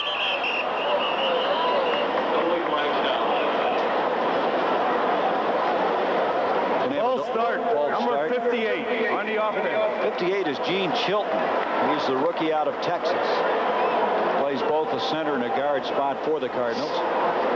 So they'll back up inside the 20-yard line. Yeah, I don't know how that happens because he's playing right next to the center, watching the ball, getting a look at the ball. I don't know how he would jump offside, especially in this kind of a situation on a pass block. And he's the center on top of that. He should know the snap count, huh? All right, training. He was their 4th-round draft pick. They called him, you know, you've heard about the refrigerator and they want to reset the game clock. They took a couple of seconds off, but Chilton had a nice nickname. They called him the Coke Machine. Everybody's getting these new labels. Yeah, the only one that really sticks, however, is the one they give the first guy, like the refrigerator. Everything else doesn't mean much. They've got the freezer. They've got them all, don't they? That's right. It helps when you have ability to go with a nickname. That's right. And it helps when you win big. You win every Sunday. That makes a big difference, too. So they put the 2 seconds back on. Really academic. Cardinals like to just really get into the dressing room now. They're backed up deep in their own territory inside the 20 of the 2nd down and 14. Not very many options available then. Farrell will come up the middle, and Farrell is going to make a first down out to the 40. Conservative call and a very wise call under the circumstances, and surprisingly picked up that much yardage. Yeah, that's, you know, as I mentioned, you got to play, use high percentage things, make sure you don't make a mistake, and in the process, if you can get it down there close enough, kick a field goal, that's great. But you're not going to take a chance of giving the ball to the opposition. Kenny Hill getting up, and he sustained some type of an injury at the 45. Coming out, one of the trainers to look at him. There he is. He's limping. Bill Parcells called him my little genius from Yale, playing in that strong safety spot. So they'll check Kenny over. You know, earlier today on the NFL Today, we had an interview with Roger Clemens, and I'm sure Bill Parcells would have been very interested in it. He is a big Red Sox fan, and the reason, Hank, is he said his dad, who he loved very much, was an obnoxious Yankee fan. He says it's the only thing that he ever thought his dad was obnoxious about that drove him away from the Yankees, and he became a Red Sox fan because he felt that was the only team that could beat the Yankees. But it's hard to imagine that the coach of the New York Giants would be anything but a Yankee fan. Isn't that right? That's right. What if the Mets get in? What happens then? Well, you change flags. Well,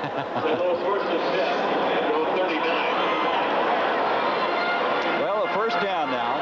Cardinals with one timeout remaining. They have it at the 39. 6-3. New York with the lead. 22 seconds left in the first half. Here's Mitchell. And he's going to get out of bounds and lose a yard.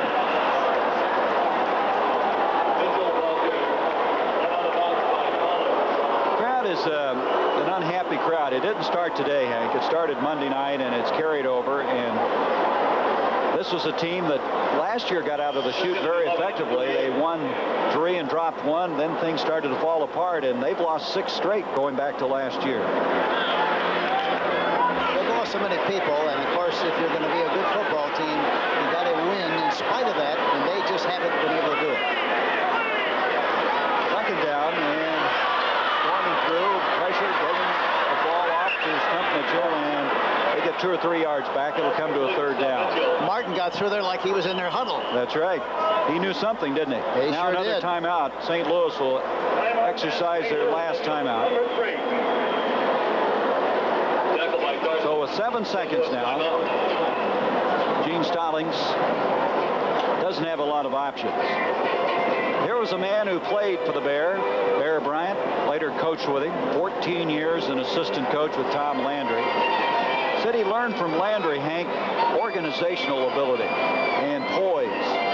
From the Bear, the fact that you have to earn the respect of your players. Well, you know, talking to Gene Stallings, if you close your eyes, you think you're talking to Bear Bryant. Yep. The only difference really is that you can understand Gene a little bit better. That's a good story because I was doing a game in Alabama. I went on the tower with the late Bear Bryant, and I honestly could not understand a word he was saying, but I was so impressed I acted like I did. Well, the thing about the Bear was you had to understand. If he wanted you to know something, he'd tell you. You'd understand him. But when he didn't want to, why, then, of course, he'd mumble, and after you got through, you scratch your head and try to figure out what he said. But you're afraid to ask again, right? That's right, yeah. But he did sound like that, and I guess when you're around a guy that long, it really rubs off. Gene, of course, was in that the Junction City gang, remember down there in Texas, where he took them all in a pit and see who could survive the football program at Texas A&M. They're going to put 3 guys on one side and try to throw the ball down deep and hope maybe they get a big play or a pass interference or something. On the 3rd and 6, Lomax can't find anybody. He goes down, dropped at the 40, and with 2 seconds now, they'll start it up, and we have come to the end of this first half of play. So it's been a battle of field goals thus far. Lee kicking 1 to give the Cardinals the lead. Allegre coming back to kick 2 in a row for the Giants. That's the end of the first half. The score, the Giants 6, the Cardinals 3.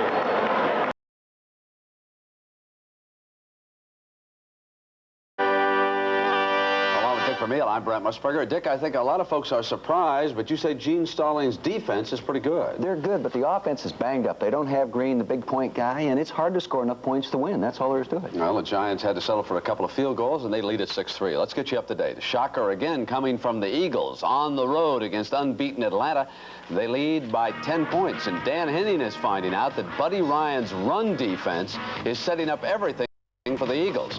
Botched up handoff here, and it is recovered by the Eagles, and the defense picked the tempo up because that was a possible Atlanta score.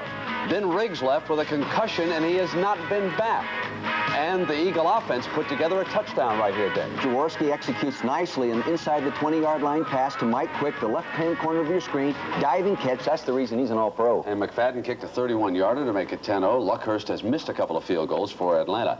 New England all over Miami. It's going to be a terrible year for the Dolphins, but the Patriots have lost Tony Eason, shoulder injury. He has gone for an X-ray, and Steve Grogan will play in the second half. The Raiders in Kansas City. The Chiefs hit the Raiders with 17 unanswered points, largely because of Raider turnovers. Then the Chiefs turned one over, and the Raiders got on the scoreboard. Washington and New Orleans, and the Redskins, one of the 4 unbeaten teams left in the league. They are down in the Superdome, and the big man is George Rogers. He's doing a job for Coach Gibbs, Dick. He is. Now watch here, Brent, the power of the big man going into the end zone. He smells that goal line. You can't stop him. Then they were looking for him on this play. They throw the pass to Monk.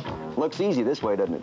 Sure does. And Morton Anderson, a 45-yard field goal, runs his streak to 20 straight field goals. That's 3 behind Mark Mosley's record. Cleveland and Pittsburgh, and Gerald McNeil, the Ice Cube, he stands all of 5'7". He returned a kickoff 100 yards for the Browns to put them ahead of the Steelers 17-14 at the half. Detroit all over Houston. Hippo went to Hunter from 18 yards out late in the second quarter, and that gave the Lions the edge in that game. Cincinnati has jumped on Green Bay. Brooks from 9 yards out pushes that to 20-7.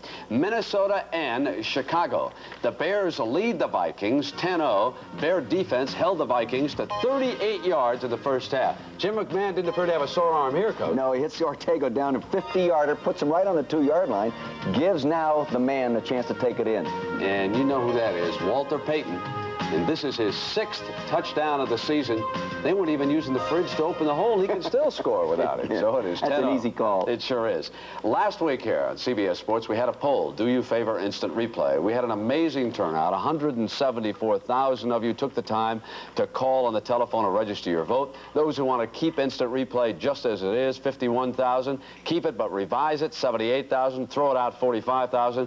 The final percentages look like this. Keep it but revise it, 45%. And we want to thank all of you who participated in that poll last Sunday here on CBS. And the NFL Today will continue right after these messages from your local stations. Welcome back to New York. And you know, coming up a little bit later today on CBS, most of you are going to be seeing the unbeaten Denver Broncos host the once-beaten Dallas Cowboys. The rest of you will watch Tampa Bay against the Los Angeles Rams. For the Cowboys, they're without Danny White today. They're without Tony Dorsett, but they do have Herschel Walker. And that gamble to draft Walker is already paying off. In fact, as Gary Paul Gates found out this week, Herschel's presence in Dallas has given Cowboy fans such a lift that they're now looking toward a future as bright as their not-too-distant past. A time when Dallas and the rest of Texas had struck it rich. Back in the 1970s, the eyes of Texas were glowing with dollar signs. While the Yankees up north suffered through gas shortages, Texans were swimming in black gold. And no oil baron had more fun than J.R. Ewing, the dude with the all-American sneer. Except perhaps the state's other great source of power, the Dallas Cowboys, who rolled to 3 Super Bowls in 4 years. Well, times have changed. The oil boom went on to become the oil glut. Texans are no longer building castles in the sky, and the Cowboys also have been brought down to earth. But here in Dallas, where pride and swagger are a way of life, the folks don't like to admit that. It's almost like the bragging Texan who will talk about the economy around here, and he'll say, we don't have a recession, but our boom is not quite as good as it used to be. Well, that can almost equate to the Cowboys. In the 80s, others lowered the boom on the Cowboys. They usually made the playoffs, but in Dallas, that's not good enough. The only measurement of a successful season was a Super Bowl. Maybe we pressed ourselves a little, and I hope that, and I think that we've gotten back down to reality and have done things, you know, very staid, like drafting Herschel Walker. There's nothing staid about the world Herschel now finds himself in. Out of this down-home setting came the first generation of Cowboy stars, like Dandy Don and Big Bob Lilly. In those days, Texas could also boast of politicians who were homegrown. But the current favorite son is a New England native, who, in the view of some fellow Texans, is all hat and no cattle. And over the years, the Cowboys were recast in a new image. White hats and, you know, crooked smile, straight teeth, Sunday school. That's been the image. It hasn't always been true, but that has been the image. Vanilla ice cream. They are the Dallas Cowboys, America's team. So far, everyone has said I'm fitting into that image. This is a class organization, and, you know, it's one of the few places I've been where people really brag about the state they're in. You know, they brag about, let's brag about Texas, let's brag about the Cowboys. And, you know, I think just by listening to that, that just shows that you're in a great place.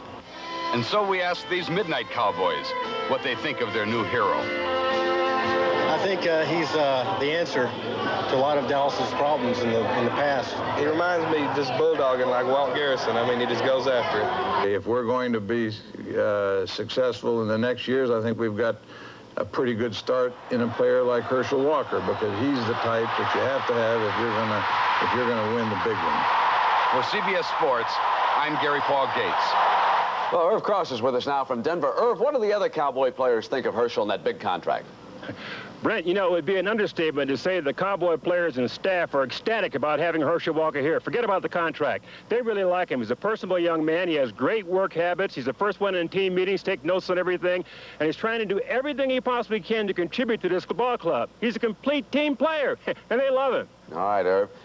Coach Vermeil, have we overhyped Herschel Walker? How good a football player can he be in the NFL? Well, I don't think we've overhyped him. Tom Brookshire and I had an opportunity to really spend some time with him a few weeks ago, and he leaves you with the impression that he has the personal stability to handle all this hype and really do a super job with it. All right, thanks, Dick. And right now, let's send you back to the stadium and the game you're enjoying on CBS. Halftime, the Giants leading the Cardinals 6-3, and Hank Stram in time of possession. It was the Cardinals, but, you know, last week, Phil Simms had 286 yards passing, only 45 at the halfway point here. I think that the St. Louis Cardinals, they use a lot of man-for-man coverage, and they're disguising the coverages very well. I think the problem with both teams, really, they're doing a very poor job on 1st and 10. For example, the Cardinals are averaging 1.5 on 1st and 10, and the New York Giants are only averaging 3 yards on 1st and 10. Both teams have to do a much better job on 1st and 10 to do a more efficient job of moving the football in the second half. Hank, the Cardinals need better field position. They've not had it in the first half. On the other hand, you see here, the Giants have had very good field position.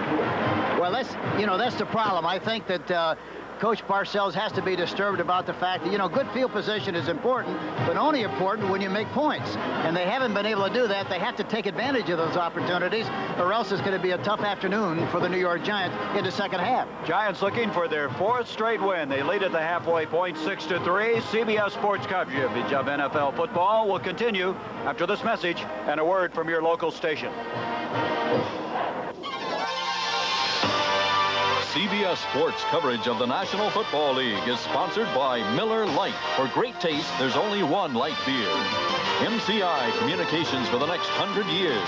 And by Chrysler Motors and its automotive divisions, Chrysler, Plymouth, Dodge, and Dodge Trucks, working together to be the best.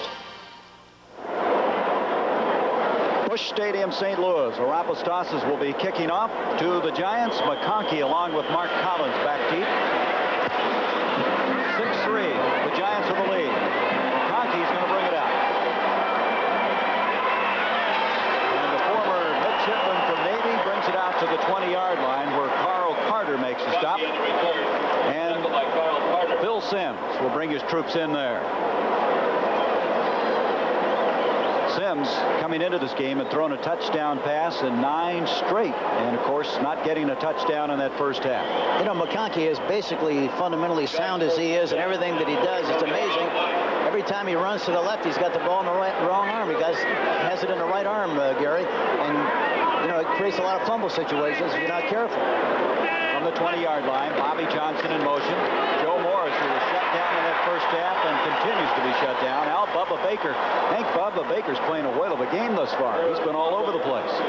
I was just standing on the sideline yesterday watching practice, and he was talking to some of the other defensive linemen, and I was really impressed with the attitude he had about the team being called quitters last year. He kept belaboring that point at the sideline, and he looks like he's playing with a lot of emotion here this afternoon. 6'6", 270. He made the stop there, a loss of a yard. 2nd down and 11 now for the Giants. Simms with protection. Carthon, the fullback caught it, and he'll make it out to the 22-yard line. Maurice Carthon only had 3 catches prior to that one. They do not throw to him all that much. His main asset, a punishing blocker. He'll knock people backwards. He'll exit the game, and it's going to bring up 3rd down and still 8 yards to go. Carthon played for the New Jersey Generals of the USFL. Joe Morris loves to have him in that backfield with him. You know, I can't understand why they haven't thrown to the tight end more than they have so far, Gary. Only 1 catch by Bavaro. He came in with 25, an NFC leading figure.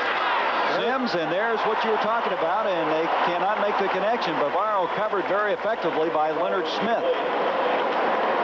And they got the situation they wanted. They wanted Bavaro to work on Leonard Smith, number 45, man for man.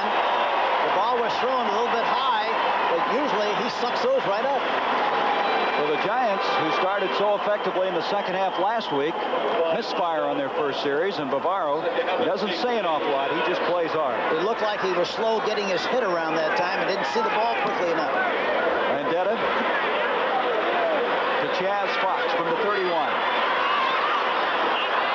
And Fox again doing a good job, brings it out to the 35-yard line. There's a penalty flag back at the 25, however. Chaz Fox, for a guy who has not had that much playing time, has shown some pretty good decision-making as far as returning punts. That was a 47-yarder. They're going to bring it back. Chaz Fox comes from a very interesting background, Hank. He's a number 52 kicking team. Illegally downfield, 5 yards, 4th down. He is an Air Force brat. His father, Charles, is a colonel and commander at Wright-Patterson Air Force Base in Ohio.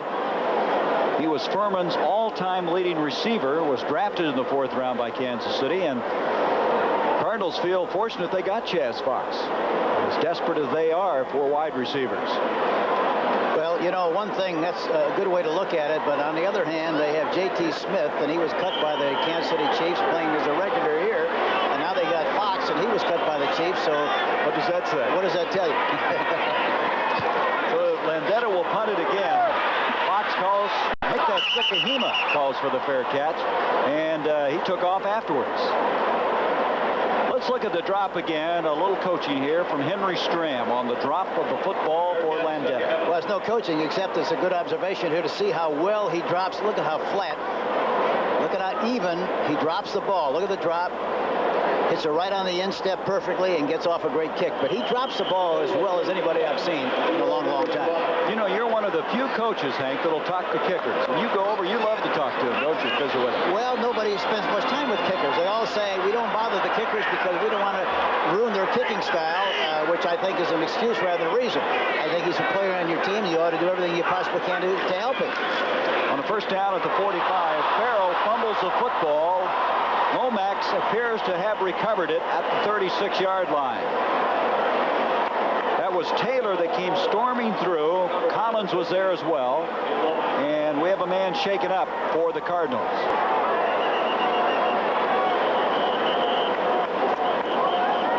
Here's a reverse pivot and a toss to Farrell, number 31. He gets decked on the line of scrimmage. And it looked like Perry Williams came up quickly and made the tackle. That's J.T. Smith, Hank, that's shaken up. Yeah, and the ball was popped out of there and recovered, it looked like, by Neil Lomax. Well, I don't need to tell you, they can't afford to lose another wide receiver. This is the only experienced wide receiver left, and that's J.T. Smith. So they're going to check him over. Looks like they're holding the left wrist. We'll be back to upgrade his status. 6-3, the Giants with the lead.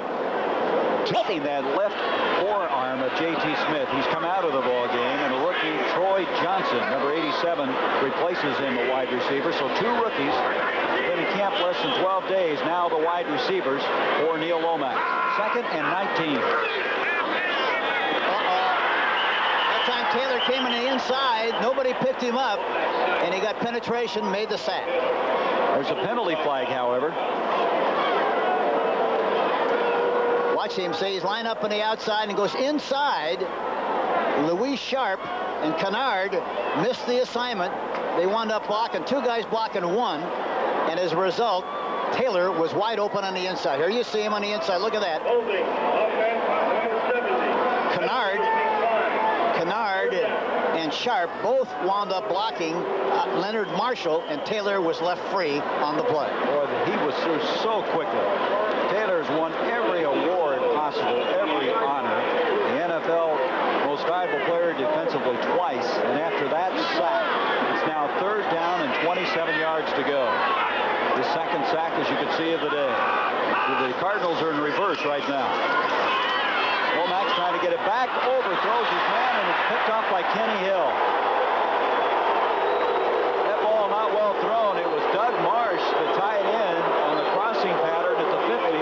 The ball was some 5 yards thrown overthrown. That was a read pattern, Gary. The middle was wide open, and he tried to hit the ball. He made an adjustment, went right down the middle, and look at how high he throws the ball over Doug Marsh, and Kenny Hill, number 48, comes up with the interception. Just a bad throw by Neil Lomax. It's really the only poor pass he's thrown today. And at the 45-yard line now, after Hill's interception, his 3rd of the year, sets it up at the 45 of the Giants. Joe Morris. Morris still, as Bill Parcells wanted to have happen, hasn't gotten in gear. He hasn't gotten that running form back that was so effective last year. He gets out to the 50-yard line on this one. It'll be 2nd down and 5. You know, the other thing, Gary, the St. Louis Cardinals are playing a lot of man-for-man coverage on 1st and 10. They're 1-on-1 on the outside receivers, and I'm surprised they haven't thrown the ball more on 1st and 10 to their outside people. Here's Carthon. Fullback takes it to the 46-yard line. Going to be about a yard short of the 1st down. 3rd down coming up. The Cardinals have shut down the run very effectively. They've had the number 1 pass defense coming in here, but I think that's misleading a little bit. When you're number 1 in pass defense many times, and in this case, means that teams are just not having to throw the ball. Well, they've averaged, you know, team playing against the Cardinal defense, they've averaged 36 runs a game and only 21 passes. And so it's very easy to understand why they're doing so well on pass defense, because people don't throw nearly as much, but they're still doing a good job. I don't care what the stats say. 3rd and 1, and Morris will get it. Joe Morris runs over Lionel Washington, who will be credited with the stop. But the former Syracuse standout gets the 1st down, and it will be marked at the 43 of St. Louis. Morris at 5'7", 195. We talked about the fact that he just disappears behind those offensive linemen. But another thing that he seemingly has, Hank, is that ability to bounce off of people like a bowling ball. Well, you ask big linemen whether they'd rather tackle a great big guy or a little guy, and they all say they'd rather tackle a big guy because it's harder to get low enough to block the little guy. Sims on a 1st down. And he has the completion to Bavaro. Bavaro inside the 30 to the 33, very close to another 1st down. Now here's a play-action fake this time. The backs go one way and Sims goes the other. Watch Bavaro on the right side run a crossing pattern, get behind the middle linebacker in good shape. Nika Noga. The ball is out in front. He makes the reception, and Smith, who is covering him man for man, finally makes the tackle from the backside. He came in here with 25 catches. The pace he's going, he'd have a 100-catch year. That would be an awful lot to expect. 2 today. He caught 7 last week against New Orleans. He played with a chipped or fractured tooth last week. He got shaken up early, came back in the Saints game. And when Bill Parcells was looking at him when he played at Notre Dame, the scouts told him that he would love him because of his toughness, and that's been the case. There he is right now with 27. He had 25 prior to today's action, and now 1st down at the 33 of the Cardinals. So they got 1-for-1 coverage in the outside people again. Let's see. Oh, here's a reverse. Now Johnson's going to throw it. And a struggle going on. A flag. Lionel Washington along with Stacy Robinson contesting for the ball, and I believe it's going to be 1st and goal at the 1. It looked like he backed into him.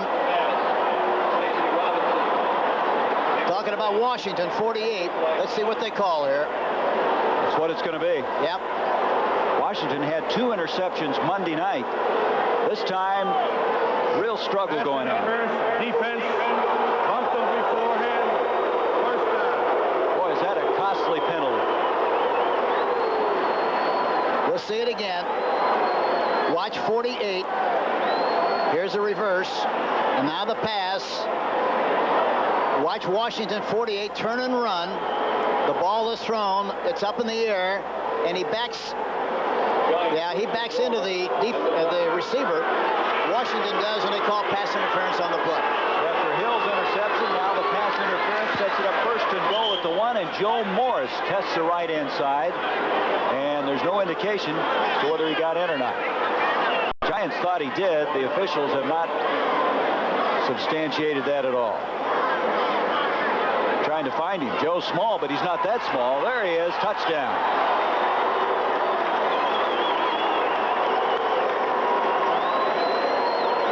You know, one thing about there's a good picture of Gene Stallings. He's got to be disappointed, bitterly disappointed. But here again, he gets good and low and breaks the plane. It's hard to see it, but evidently he broke the plane, and they have another 6 points on the board. Boy, the penalties have come back to haunt him again, hasn't it? That pass interference at the 1. Morris capping it with a 1-yard smash. 5 plays, 55 yards.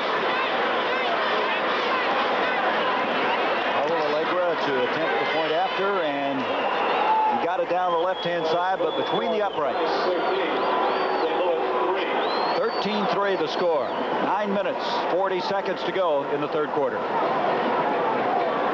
Hank, last week it was a strong second half effort by the Giants. They're starting the second half like they did a week ago. That's right, and I think that it's the toughest thing in pro football is to beat the teams that you're supposed to beat. And I don't care how much you talk to your team and what you tell them, it's very difficult for them to understand that it's going to be a tough game. They have to play to the utmost of their capacity, and that's what happens. But the important thing, really the only thing that matters, is you win the game. Chaz Fox will bring it out. Bill Parcells was quoted as saying, after last week, it tells me we think we're supposed to win. Now, it makes him a little uncomfortable because of that. You get into that mode. Well, I think the important thing, too, is, you know, as I mentioned earlier, it gives you a reason as a head football coach to harp on your team and get their feet back on the ground and make them realize that anybody can win. They have to play well. And you have to have something to gripe about. But the big thing is that in the process of that growth and development during the course of the season, you've got to still win. And then as long as you win, everything else takes care of itself. When you won the Super Bowl, did you do much griping at your team that year? Oh, we squeaked quite a bit. Yeah, there was a lot of squeaking going on. But the big thing is we won 20 of 23 games. There's a penalty flag as O.J. Anderson carries it out to 29. Is squeaking the same as complaining? Yep. This telecast is presented by authority of the National Football League and is intended for the private use of our audience. Any rebroadcast or other use of this telecast without the express written consent of the St. Louis Cardinals. 10 yards, first down. And the National Football League is prohibited. So that is Randy Clark, the center, guilty of that penalty. And so it'll come back now to the 17-yard line. And right now, Hank, you get the feeling the Cardinals are saying to themselves, boy, we've been here before. This is deja vu, and they got to fight through that right now. Well, in this kind of a game, when the underdog team is playing pretty well and playing close, you know, everything's going along fine. But the minute they get behind, then you see another team on the field, and you have to watch what's going to happen from here on in with this Cardinal team, whether they'll continue to play as well as they did in the first half. First and 20 after the penalty on Randy Clark. Lomax will roll out. He gets it off to Anderson. They don't get much on that one, if they got anything. See, that kind of a play is like throwing marshmallows at a battleship. You know, it doesn't do much good because you roll out, you throw the ball, he catches it, and you wind up with a 1-yard gain. What was that? Marshmallows at a what? Battleship. All they got on that play was nothing. Second down. Second and 19. Next Sunday on CBS. Those in the New York area will see the Eagles take on the Giants at 4 o'clock Eastern. Don't forget, all begins with the NFL today at 12:30 Eastern time. The Eagles righted themselves last week in that victory against Los Angeles. Buddy Ryan may have that team on the way. Second down, still 20 yards to go. Misdirection play, and it gets the pass out to Doug Marsh, and he's very close to the first down. Marsh out to the 37-yard line. Very well executed that time, and Marsh eventually tackled by Terry Kennard. Yeah, play action fake that time with both the guard and the tackle pulling, and Lomax rolling to his right. Doug Marsh, number 80, was wide open in the seam of the zone. He got the ball right on the numbers, and they pick up a nice gain and a first down on the play. It is a first down. Marsh has been a starter since his rookie year. He came into the league in 1980. Second-round draft pick for the Cardinals. From the 37, new life now for St. Louis. 13-3. The Giants with the lead. Marsh in motion. Lomax. Oh, what a hit is put on this time. Marsh somehow held on. I don't know how, but he was belted by Perry Williams at the 40-yard line. Perry Williams hit him square and hit him high and really decked him on the last play right about the time he made the reception. It's a wonder, as you mentioned, that he hung on to the football. Let's look and listen to it. Let's just not say a thing here.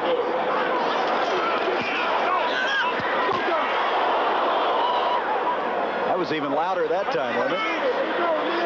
That was a smash. That was a smash. Second down, 6. See, they ought to go up on top now. They got one-on-one coverage, man, bump and run defense. He's changing the play. Let's see what he does. He runs the ball. Boy, you were disappointed. O.J. Anderson. They had everybody but the defensive coaches coming that time, and he didn't change the ball, change the play. I think there's about 10 shots in a game where you had a chance to make a big play, and if you hit 3 of them, that's 21 points. There's a great illustration. They didn't even take an opportunity to take advantage of that big play. There's the resume of this outstanding linebacking core. Look at that. 7-time All-Pros, Carson. Taylor 5 times in a row. Reasons. He's probably not as well known as the rest, but he's very smart at that middle linebacking spot. Third down. Lomax. Nice turnaround change of direction by J.T. Smith, and that'll be a first down grab for the 35. Well, there's another illustration. That time they had one-on-one coverage, the same as they had the time before, and they threw the ball out there and got a big play, you see? You got to take advantage of those opportunities when they come. Look at the pressure. Look at Marshall coming away around the outside. Got time to throw the football, however, and Mark Collins is licked on the play. He gets up and finally makes the tackle from the backside. That will be a 26-yard completion to the 35-yard line.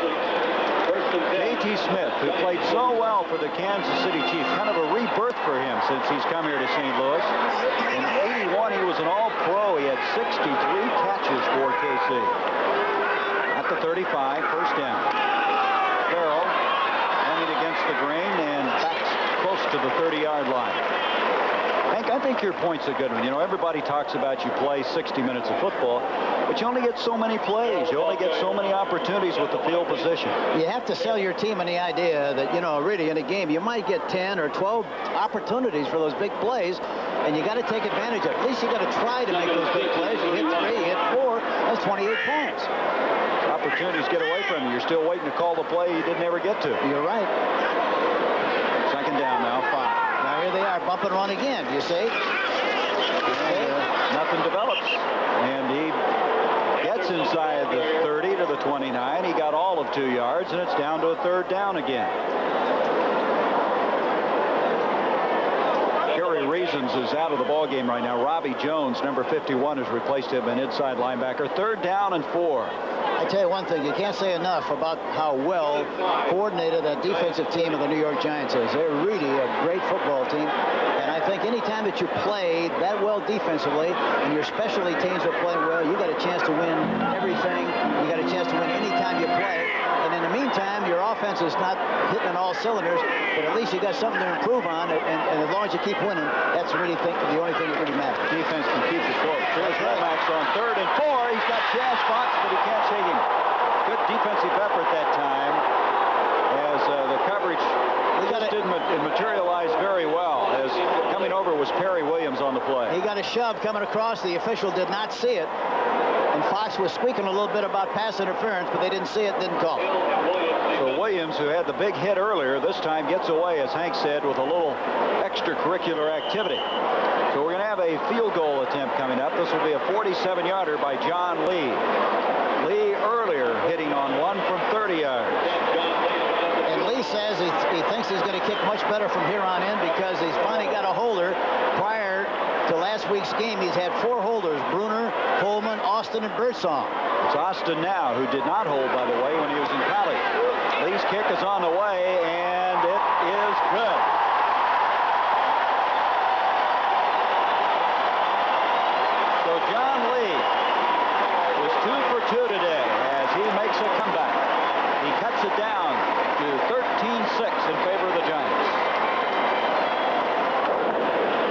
got to be a relieved John Lee. He's 2 for 2 today. 1 of 30, 1 of 47 yards. Number 2 draft pick out of UCLA. And we're going to talk more about John as this game goes on. How successful he was in college. Here comes McConkey.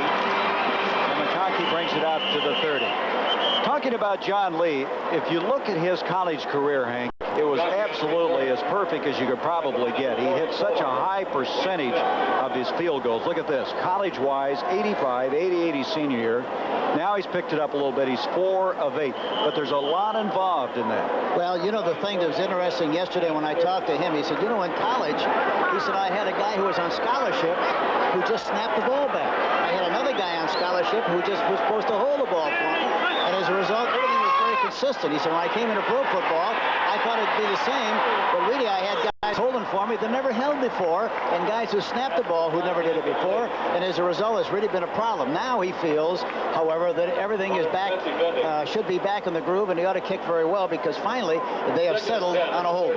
2nd and 10. He was giving me static. I did a lot of his college games. He said every time CBS showed up, he said I got psyched out because I didn't kick well on CBS.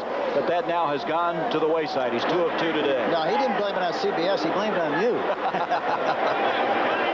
Let's get down to the real bare facts. Yeah, that's right. 2nd down, 10 from the 30. Flag on the play. Morris, 35, and about a yard short of the first down. But the penalty flag thrown just about the time the play got underway. You know, I was talking to Johnny Parker on the field before the game, and I said, who was the strongest guys on your team? And he said, Joe Morris, Leonard Marshall, and Jim Burt. 3 of them. Said I didn't want to pick one or the other, but they're all 3 very, very strong. Now, you wouldn't think Morris would be in that category, would you? Well, surprising, you see, but he's got, you know, he's got such a great torso, short legs. He doesn't have to that high to lift the thing up, you know. But 53 on the defense is offside, 5-yard penalty, 2nd down.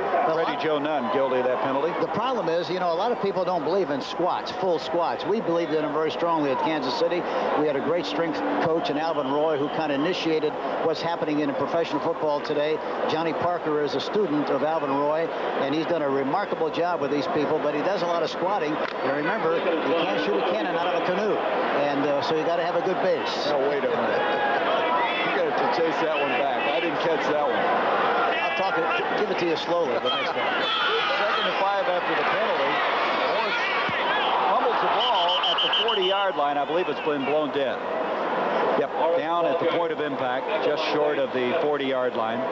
Again, this reminder, coming up, second half of our doubleheader, Game 2, the Denver Broncos, John Elway against Herschel Walker and the Dallas Cowboys. And those of you in the New York area will not see the second game due to the NFL contractual agreement.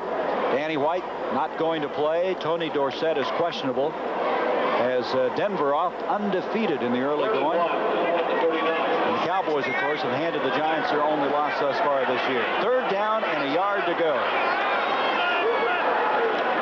Mishandled snap, and that's going to cost him, and they're going to have to punt the football. Is Sims able to come up with it? You know what happened on the play? It looked like, Gary, they came up quickly to go on a quick count, and they were trying to go so quickly that they'd missed the exchange between the center and the quarterback and fumbled the snap. I think that's what happened. He gets under there and starts a reverse pivot, doesn't have possession of the ball. You know, as a quarterback, the first thing you have to do when you get the ball from the center is bring it into your body and then take it back out and hand it. He didn't have a chance to do that, fumble the ball, and as a result, they blow the opportunity to make a first down. Cardinals figure to come out of here with good field position. That's Sikahema at the 20. Look at that. Mandetta, he's taken that all the way in the 10 and fumbled the ball. The Cardinals are going to get on it. As going down there was Lasker. Lasker was down there so fast that Sikahema had some pressure on him. Carl Carter eventually was able to fall on the football. 41. Let's look at it again. Carter, I tell you, did a very wise thing in not trying to pick it up and run with it. Watch it. You know what happened that time? It hit his shoulder pads, bounced off, hit him in the helmet, bounced off again. And watch Carter, and watch now. Watch what happens. Look, it hits his shoulder pad, bounces up in the air, hits him in the head.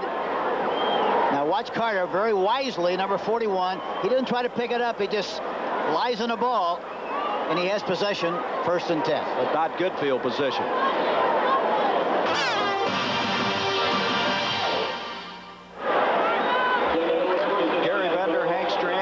5:51 to go in the third quarter. The Giants have the Cards backed up at the 7-yard line.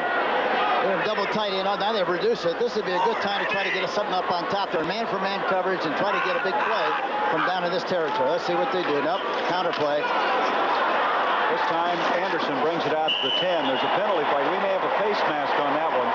Kenny Hill is over there. A gum grabber that time, I think, Gary. A gum grabber.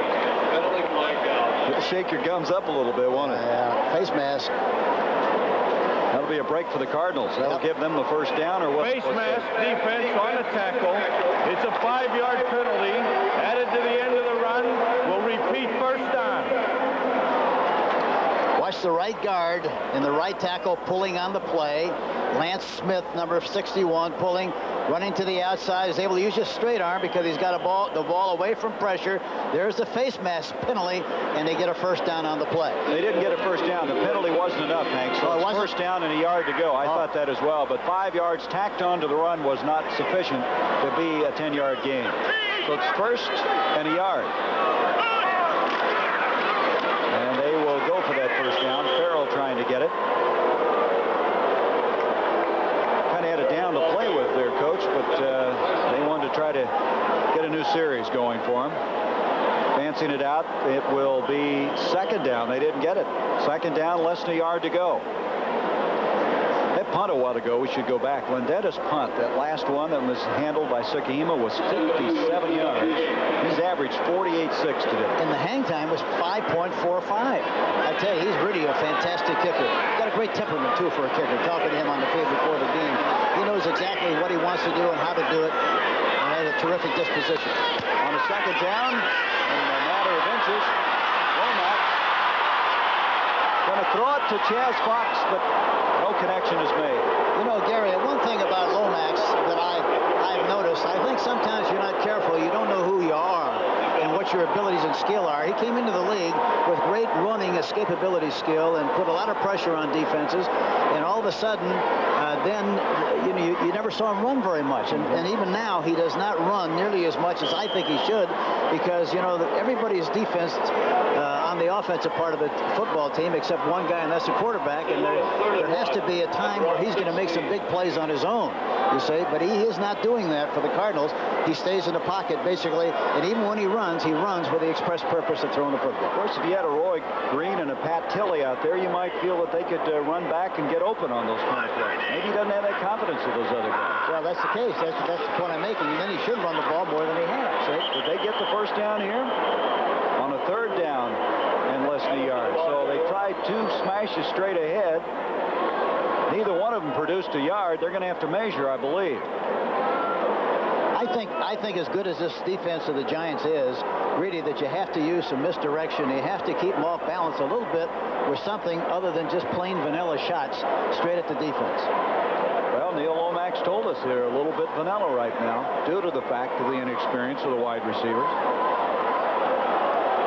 You believe this, Hank? They were first and a yard to go. They had 3 plays, and they're going to have to end up punting the football. That'll come back to haunt you. The big play of this game has been that pass interference call on Washington that set the only touchdown of the game up at the 1-yard line. See, the thing that this does now, it provides the Giants with good field position again. And here again, the Giants have to do they must do a much better job of taking advantage of field position than they have. Rapastathis to McConkey. McConkey to the 40, and Rapastathis is over there with somebody else to make the stop just short of the 35. And so the Giants get excellent field position, and the Cardinals let one get away from them. No question about it. 42-yard punt. McConkey with an excellent return to the 36-yard line. Not a lot of passing yards for the Giants, but they're still on top in this game, 13-6. Yeah, that's the thing, as I mentioned. You know, those stats don't mean a thing. The only thing that matters is win the game. You can always do something about the mistakes. You can't do anything about the score. Here is Morris, and a penalty flag, 2 of them thrown. Morris to the 35-yard line, picked up about a yard. I just think that the Cardinals really don't believe right now. That 1st and 1 kind of proved that to me. There just didn't seem to be a take charge situation that last series.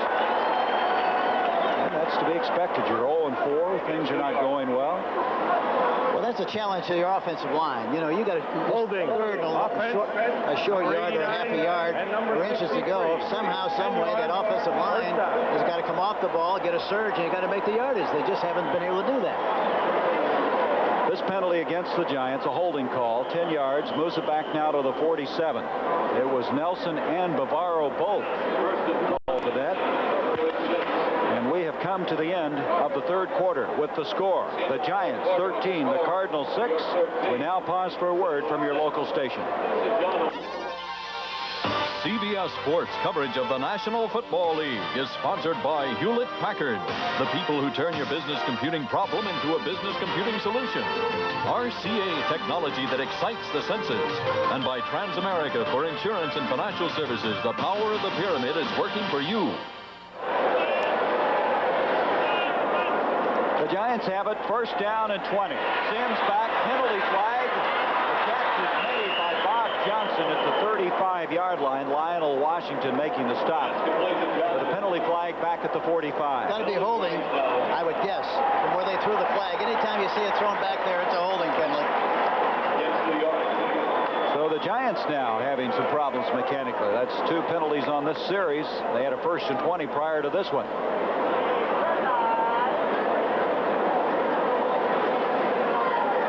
Bill Parcells, who has had a vast career as an assistant in the NFL, head coach at Air Force. We asked him yesterday, Hank, who had influenced him the most. Offense, 10 yards, first down.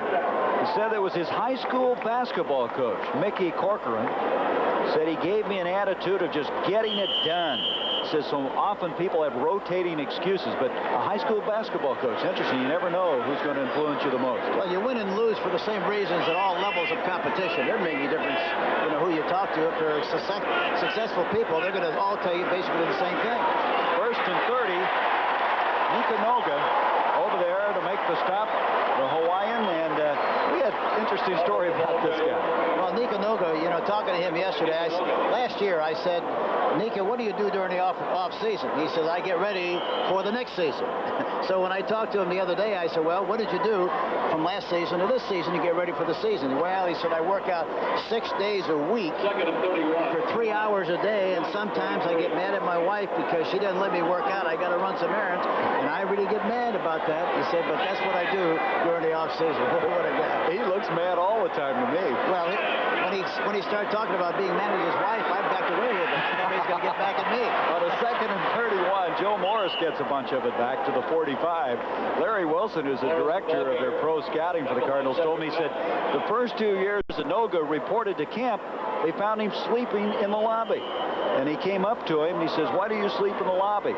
He says, I do not like the confinement of the room. And so after the 3rd year, they quit getting him a room when he checked into camp. But he's one of those guys who he's unusual. Yeah, he's very unusual. Now he's in a honeydew diet. He's a what? Honeydew diet. His wife says, honey, do this and do that. That's what he doesn't like when he just misses those workouts. 3rd and 19. Look at the pass protection. Look at all the time he's got to throw the ball. And he connects, and the ball is jarred loose and picked up by Wayne Smith. So the Cardinals come out of that one in excellent shape. The long gainer. The catch made by Bobby Johnson. Hit from behind, jarred loose, and Wayne Smith fielded it, and the Cardinals have it at the 10. You talk about how crazy things work out. Look at all the time he's got to throw the ball. He's looking all over the place. He could be in a rocking chair back there and still get it off. Watch, look at all the time. Finally throws over here to Bob Johnson, makes the catch, gets up the field. Watch what happens here. He gets hit from behind by Cedric Mack. The ball pops out of his hand. Smith, number 44, Wayne Smith, makes the fumble recovery, and now it's 1st and 10 St. Louis. Not to be confused with Ozzie Smith, who's a pretty good shortstop here for the Cardinals. But Wayne Smith in this time picks it up, and at the 10, the Cardinals come out of that one, and they've got to be happy with what developed on that play. Here's Farrell. Farrell for 2. That's about all to the 12-yard line. Don't forget, college football next Saturday here on CBS. Again, Michigan State and Michigan. The battle battle for the bragging rights in the state of Michigan. Last year, Michigan won. They're unbeaten going into this one. And again, we hate to even think about this, but Lorenzo White is questionable for that game. He sustained a knee injury in the second half. So we'll update you, and hopefully he'll be ready for that one. I'm going to tell you something, Gary. These linemen in St. Louis are all about 6'3", 6'4". They keep running those same plays. They're going to be about 5'11" after this game. Not to mention the running back, huh?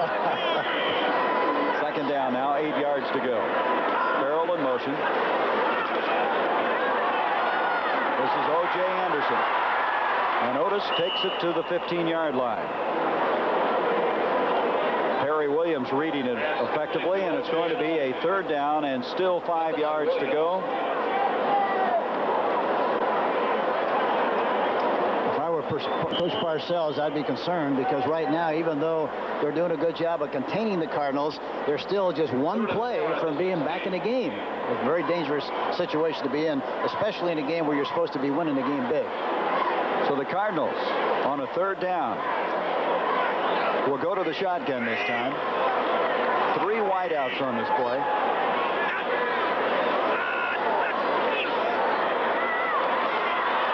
Lomax. That's enough for the first down, and a good move then by Marsh, the tight end. And Marsh has the first down, and that's going to make Bill Parcells even more concerned.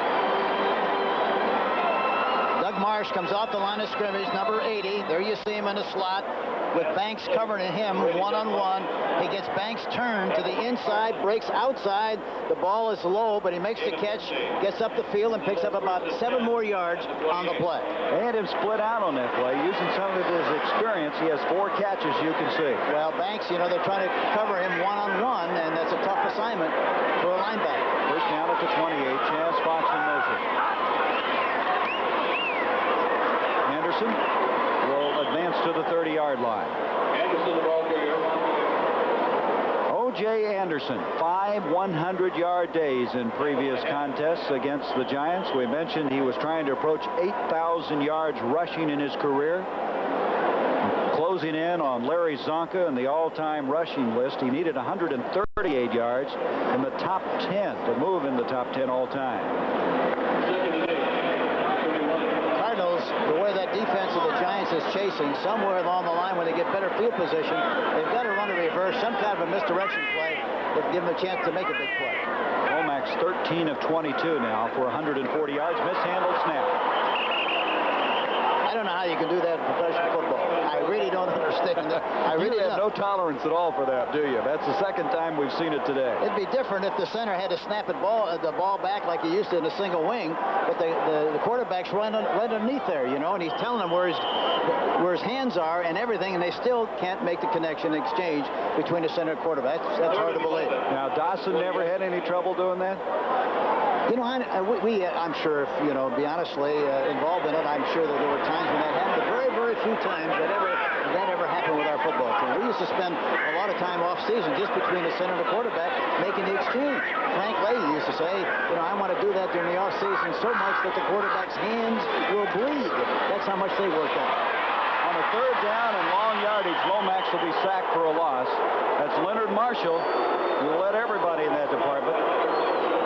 Marshall's been a little frustrated this year. He's been getting some double teaming and not getting the sacks that he had early last year, but he got one there. Well, I think what's happening, they're turning out on the backside with him to make sure they block he and Taylor. Turning out means that the guard will block the defensive end and the tackle will block the linebacker. So they turn out and they don't give him a chance to come off the line of scrimmage as quickly as they'd like to.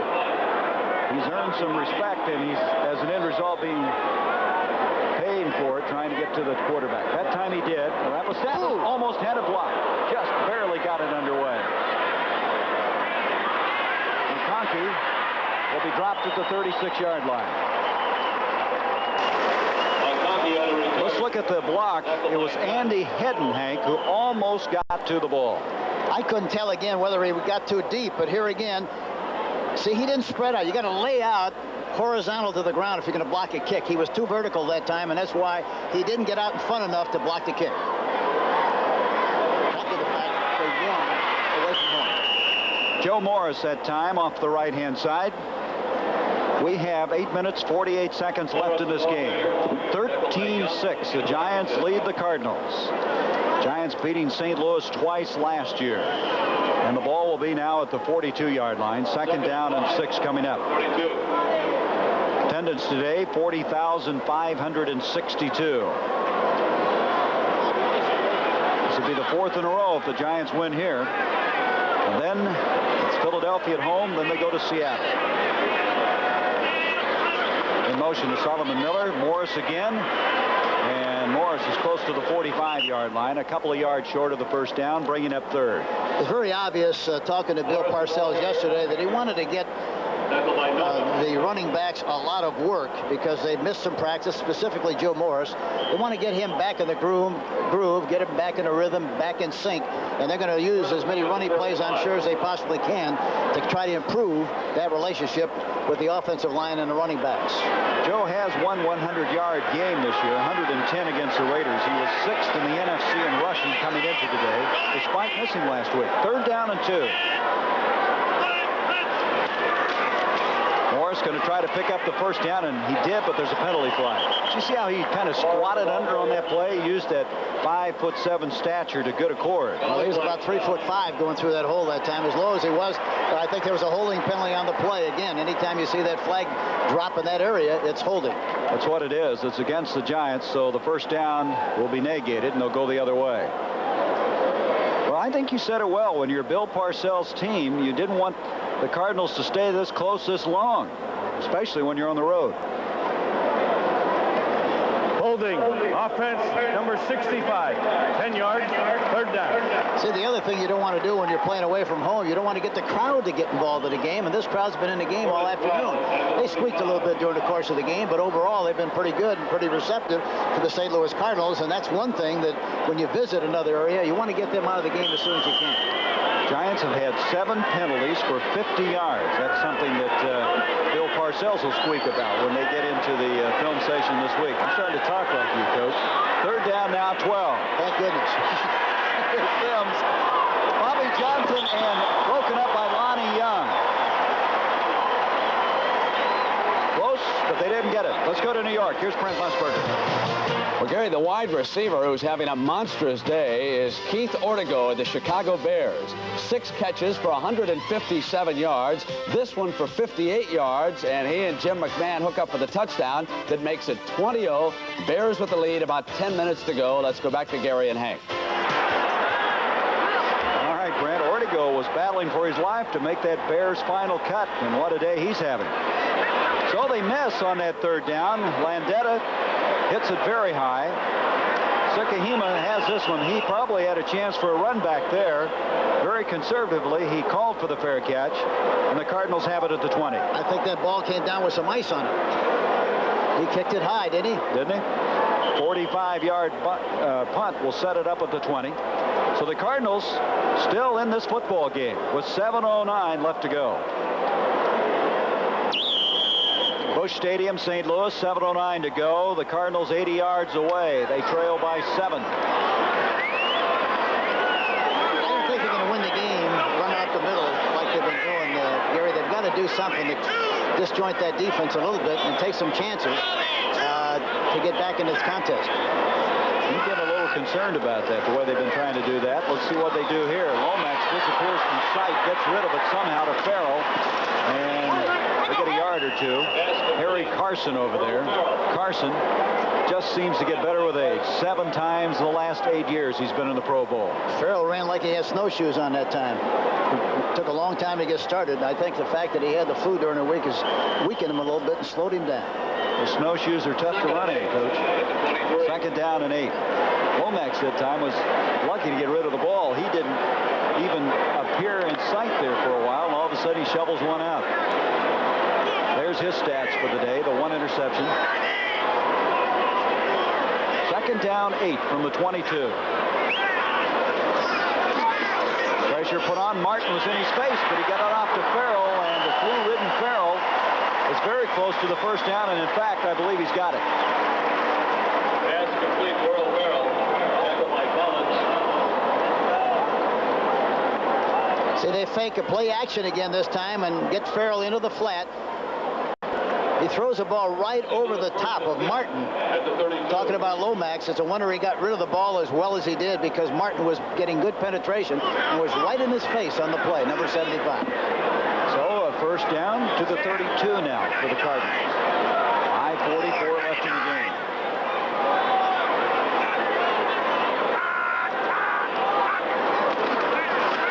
Lomax to Anderson. He's got the pulling Sharp ahead of him. He got the block he needed, and he's got the first down.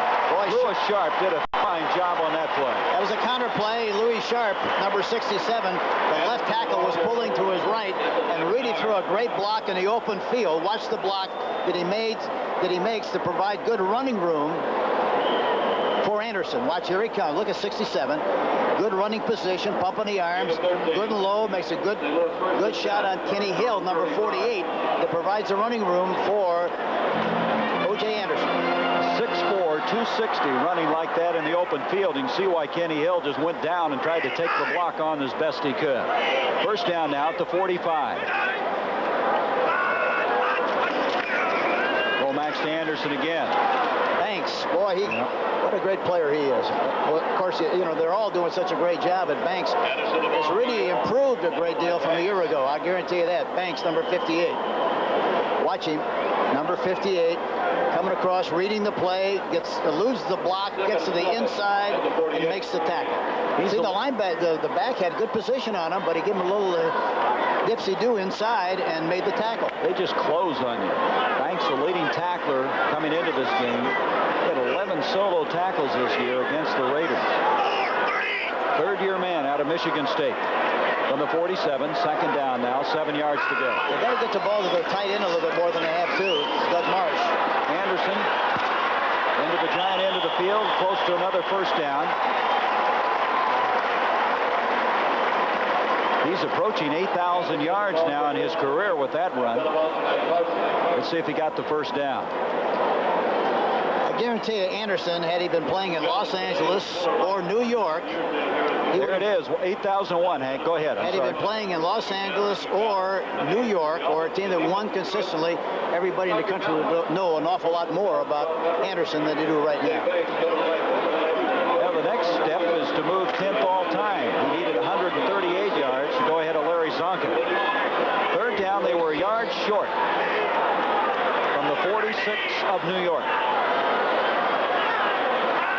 Ron Wolfley in motion. Penalty flag.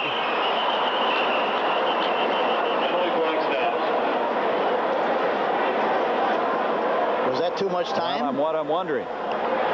False start, right tackle, offense. Boy, those just kill you, don't you? You've got a 3rd and 1, and now you're 3rd and 6, and you have to change your play call, I would assume. Boy, you think Gene Stallings hasn't lived a lifetime in the first 5 weeks of his rookie season? He's probably looking for the gas pipe on that sideline.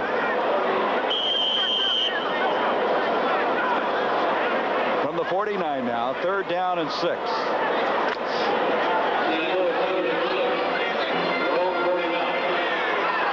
Smith to the near side. Marsh is split closer to the line, and further out is Chaz Fox. The back is even with a quarterback safety. Nope, I guess they're going to throw it. Sometimes, here they go up on top. Lomax to Smith. Collins is there. Smith's got it.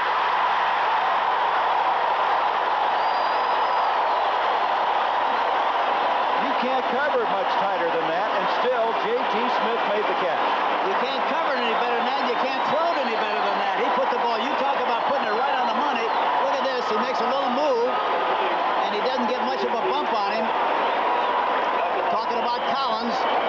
Look at the ball's coming right over the top. Now Collins starts to look for the ball a little bit too soon, but he still makes the catch. Goes right through there. You can't cover it much better than that. 45 yards. Lomax, who's had to battle for everything he can get this year, joyously able to make the connection there. And you said it well. It was both ends of the deal. Very well done. The throwing and the receiving. First and goal now, 6-yard line. This would be a good time for a play-action fake right here on play-action back. See if they do it. No. Anderson is stuck. There's just no place to go because Marshall waiting in the hole was there. When you got first and goal in this situation, Gary, a 1st and 10 play-action pass can be very effective. It's the best time to throw the ball rather than wait till the obvious 3rd and long situation to throw the pass. play. They back up at least a yard, maybe 2 on the play. It'll be 2nd and goal at the 8-yard line. See, on 1st and 10, you got an option of the run or the pass, and they don't know what's coming now. 2nd and long, they expect the pass, and of course you can be in trouble. That makes sense. Stump Mitchell now into the game. Anderson comes out. Farrell and Mitchell in the backfield. This is Stump in motion. 2nd and goal. Lomax, end zone. No, he dropped it. He had it, I believe, and then dropped it. J.T. Smith, who made the outstanding catch earlier, Hank, he had both feet in. He had it momentarily. Let's look at it again. Let's see what happens. Here's 84, left part of your screen, comes into the inside. Now he breaks to the outside. They're rolling out on the play. Well, you can't see it very well. But the official, I think, was ready to give it to him. And then, here we are. Get a better shot of it. He gets pushed off out to the outside. Double front and back in the inside. You still can't see it very well. They had double coverage on it. They had the right coverage. They had the right play call, too. But they might put that on the machine upstairs, Garrett. You think that's what they're going to do? That's what we're doing. Yeah. We're having our 2nd replay now. The Cardinals, of course, glad to have another shot at it. Let's look at this one. Both feet were in, but there it gets away. What do you think? Well, it looks like he had possession inside the playing field and lost it when he went out. School's out after. So let's see what the determination is going to be. Again, Art McNally. From what I could see of that picture, I would think it's a touchdown, but you don't get a good view of it, but evidently not. Nope. Standing, incomplete. 3rd and goal at the 8. So you don't see it very well. There.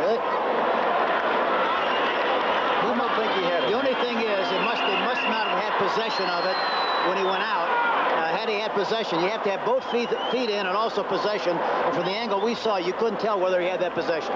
Well, then watching the official, Hank, he was ready to give it to him. And then all of a sudden, as he disappeared out of bounds, it got away, and he almost in midair changed his signal. You can watch him down here. Yeah, but you don't see the ball, you see. That's the problem. You don't see whether he has the ball or not, or whether it's sliding down underneath there. It looks like it is.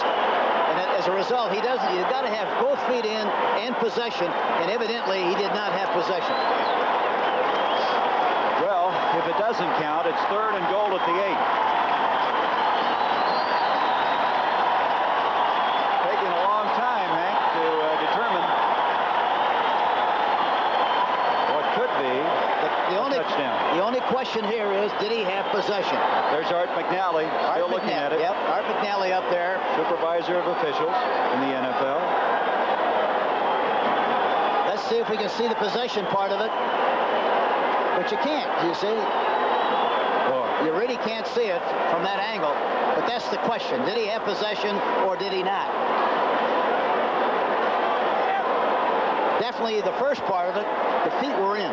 The next thing goes to the hands. Did he have possession? That's the questionable thing right now. Well, the way the year's been going for Gene Stallings, I don't think he expects it to go in his favor. He's been talking about this all year long. Well, the percentages are in his favor. All the bad ones the other way. The percentages are in their favor. Well, we've had a considerable delay here. I wish I could be more decisive and more conclusive, but I can't see what happened on the sideline. Watching the pictures. Here we go. See what they call. After a review by the official upstairs, it is inconclusive. We will go with the play. See, and that's fair because you can't tell it.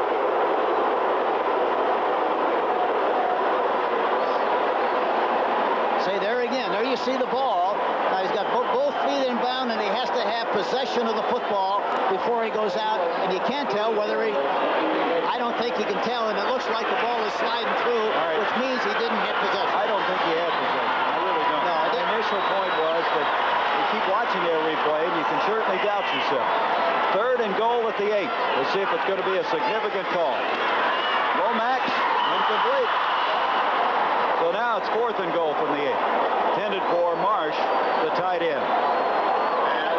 Well, Hank, you've got 2:18. You just settle for the field goal here and then try to get another crack at it, or you go for it? No, I think you got to go for it. I don't think with 2:18 left, you got a shot here. You got to go for. You got to take the shot. Okay, that's what they're going to do. They're listening to you. 4th and goal from the 8. Chaz Fox will be split out. J.T. Smith to the near side. Marsh is in a slot to the left, now moving up from the shotgun formation. They got to try to throw the ball to Marsh. He's one-on-one and looks like a linebacker to our left side. The movement. Martin drawn off. We think it's Chilton, the right side guard, playing in place of the injured Bostic, and that's what it is. 5 yards. Actually, Hank, it might give you a little more operating room on this next play. Yeah, you got to throw the ball. It gives you a little bit more, another 5 yards. But, you know, I think what they're going to try to do if they maintain the same coverage, they got Taylor out there one-on-one on Marsh, and the other 2 guys are double covered. So if you go to anybody, you want to go to Marsh single coverage with Taylor. Let's see if that's what they do. So they have 5 more yards that the Giants have to defend if you want to look at it from the Cardinals' positive standpoint. All right, it's the same thing. See, they're double covering the outside guy. It looks like you either got to go with the outside man or Marsh on the left side. Let's see what they do. 4th and goal from the 12. Well, Max is going to have to hurry. Banks got him. Carl Banks stormed through, and the Cardinals' drive comes to a halt. Well, you got to be critical, I'm sure, the people in St. Louis of the St. Louis offense. But here again, you've got to give that defense an awful lot of credit. Look at Martin. Look at Banks. But nobody touched Banks, see? That's probably an understatement. Unscathed, he got through. Reminder that for those of you watching this game, except for those of you in New York, you'll be seeing the Dallas Cowboys against the Denver Broncos. Now, next Sunday, the NFL Today will start at 12:30 Eastern Time. The Philadelphia Eagles, who are apparently going to upset Atlanta today, will be taking on the Giants. The Washington Redskins have an appointment in Dallas, and the St. Louis Cardinals will take on Tampa Bay. Our coverage starts at 12:30 p.m. or 3:30 Eastern Time on CBS. Now let's send you back to Gary Bender. Brent, thank you very much. Hank, let's go back to that last series. So much happened, but you were very much on the situation on 1st and goal at the 8 that they went to a running play rather than throwing the football. Well, they haven't been able to run the ball that well against the Giant defense, and now everything is reduced. The field is much shorter on the 8-yard line. You have all those big people in that small area. If you're going to succeed, you ought to throw the ball on 1st and 10. That's what I've always felt. And, of course, if I knew anything about coaching, I'd still be coaching. So that's just an observation of the thing. Well, you've got a better job now, right? Up to the 22. Well, Gene Stallings lost, you might recall, the first game of this year against the Rams at the 1-yard line when he ran out of time. So he's had 2 of his losses be decided right around that end zone area. The tough thing is that, you know, it's got to be frustrating for his team because they're playing hard. That's what you expect of it. You know, the coach has to make that team play hard, and they got to play smart. They made a lot of mistakes here again today, but they played hard, but playing hard is not enough to win the game sometimes. Well, it's going to be a 2nd down and 8 as we have 2:08 left to go in this game. Bill Sims and the Giants will be glad to take this 7-point lead home and win their 4th in a row. Tonight on CBS, the all-new 60 Minutes. Want to start a war? As long as the enemy are communists, a retired American 2-star general, now a civilian, will run your war for you. Meet him tonight on 60 Minutes. Then it's the conclusion of a 2-part Murder, She Wrote, followed by part 1 of The Last Frontier, starring Linda Evans and Jason Robards Jr.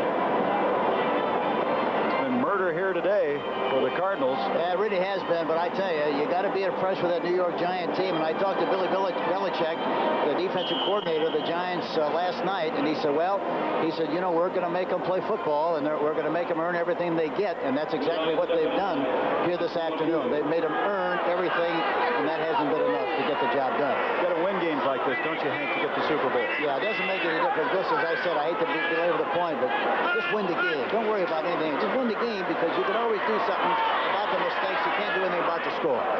Joe Morris across the 25 to the 26. Plus the fact, as a coach, he gives you a lot of good reasons to get on your team to make sure that they understand they can't take it easy, that it's tough ahead, they got to work and they got to struggle and all those kind of things, because it means an awful lot. As long as you keep winning, those things make a lot of sense. A 2-minute warning now has just been executed, or will be.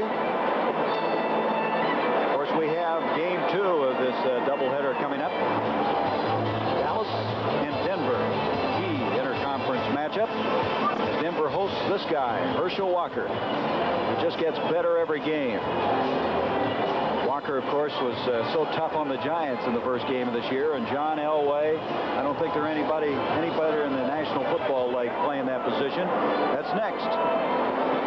Cowboys and Broncos coming up here on CBS Sports. So Phil Simms looks as though his string is going to end of throwing a touchdown pass in 9 straight games. The only touchdown today, a Joe Morris 1-yard run. Well, he could care less about that. The only thing he's just happy about, going to be happy about in 2 minutes if they win the game. That's the only thing that really bothers him or concerns him. Let's document some of the mistakes that have occurred in this game as far as the Cardinals are concerned. Of course, some of the strategy involved is, in the estimation of the coach, not been too wise. But look at this. Quarterback sacks allowed, penalty yards, 95. It all seemingly comes in bunches. 3rd down now, 4 yards to go. Simms, interesting to come out throwing here, Hank. Incomplete. Does that surprise me? Stops the clock, brings up 4th down, and gives the Cardinals a new chance. Yep, 158. But that's what they want to do. They want to get a 1st down to keep possession. They drop the ball. That's all that happened. Hank, a guy who grew up in this area, Yogi Berra said it ain't over until it's over, and it isn't over. The Cards are still in this thing. They are, and they have to make some decisions right now, Gary. They have to decide whether they should rush the kicker or drop off. In my opinion, they should just drop off and hope for the good field position, because they might rush the kicker and have a penalty involved. See? Well, the Giants did not play conservatively on that 3rd down. They were looking for the 1st down, stopped the clock. With a minute 58, the Cardinals will get it. Landell there to punt it.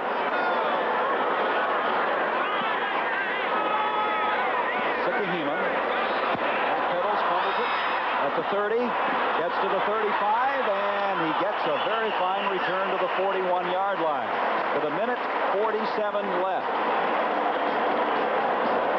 3 timeouts. Check that. 1 timeout now left for St. Louis.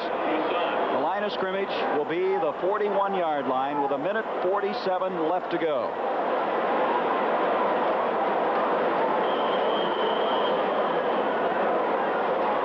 St. Louis first and 10. They're on 42. With 3 timeouts here now. They got one time. Yeah, I'm sorry. They got 1 timeout. Yeah. So they've really got to try to keep the ball outside and move the ball down the field. And if they catch one in the middle, then of course they have to huddle up quickly or use one of their timeouts. Lomax, there's up the middle though, and Anderson, good second effort, fumble the ball, hit from behind, and who's got it? The Giants have recovered at their own 48-yard line.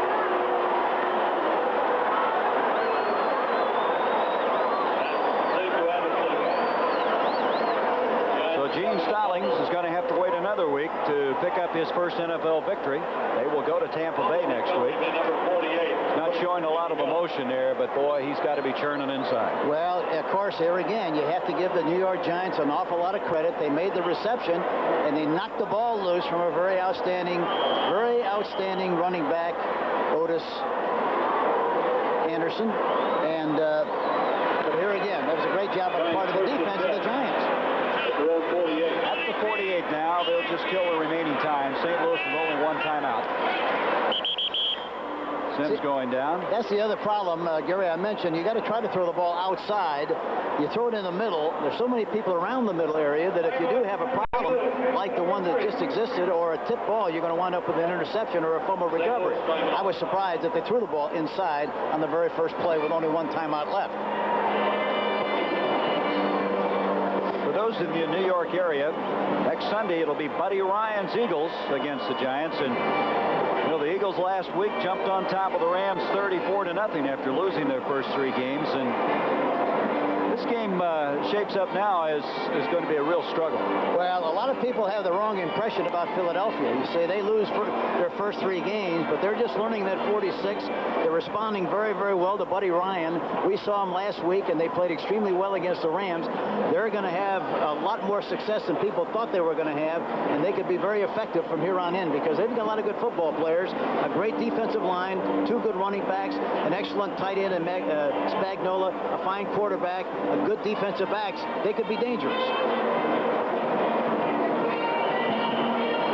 So at the 45, no timeouts left now for the Cardinals. With a minute 30 left in the game. Bill Parcells with this victory will even out at 500, 28-1. And this guy will be 0-5. But if there's any solace in this, his team played a much better football game than they did Monday night. No solace. No solace. You speak of experience. That's right. Well, we have a little unhappiness now down below as a minute 23 left in the game. Let's go back to New York. Here's Brent Musburger. Well, Gary, as some baseball fans in the New York area already know, Don Mattingly gave it his best shot today and went 2 for 4. He winds up 357 to Mattingly's 352. Next up for the Red Sox, the playoffs against the California Angels. Back to Gary. Well, Brent, I will tell Bill Parcells about that. He was concerned whether Boggs was going to win the batting title. As we said earlier, he's a big Red Sox fan. They got everything smoothed out here. Cooler heads have prevailed, and we'll continue down the last 1 minute of this game. That was one of those boys will be boys deals. You know, nothing really happened. I want to thank our producer, Bob Dekas, our director, Peter Bleckner, associate director, Richard Drake, our father, Bob Brennan, our statistician, Danny Moore, for their help today. They were all over this game. So the time winding down. A bitter pill for Gene Stallings and the Cardinals.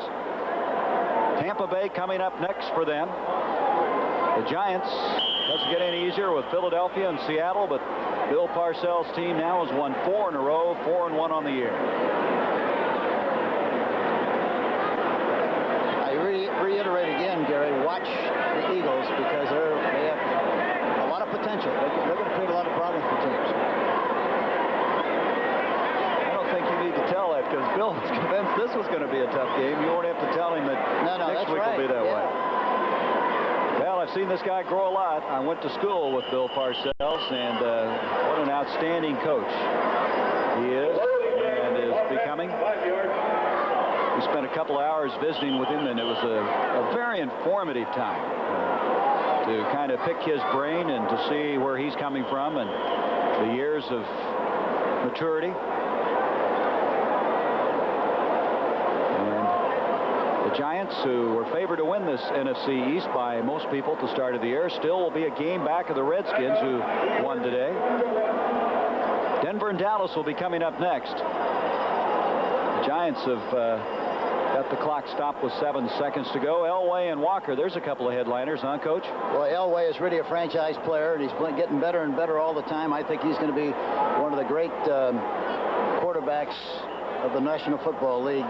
Maybe this year and certainly in years to come. He's terrific. That game will not be seen in New York City because of our NFL contractual agreement.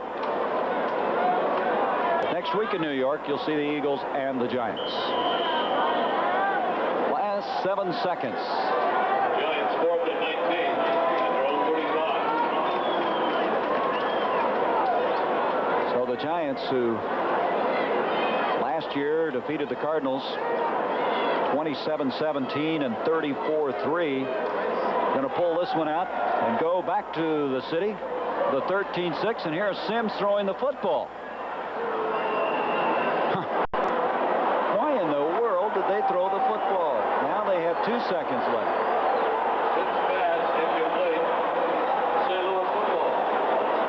Coach, I call upon your expertise. I don't have any expertise in that particular case. I don't understand it either. I can't understand why they would do what they just did.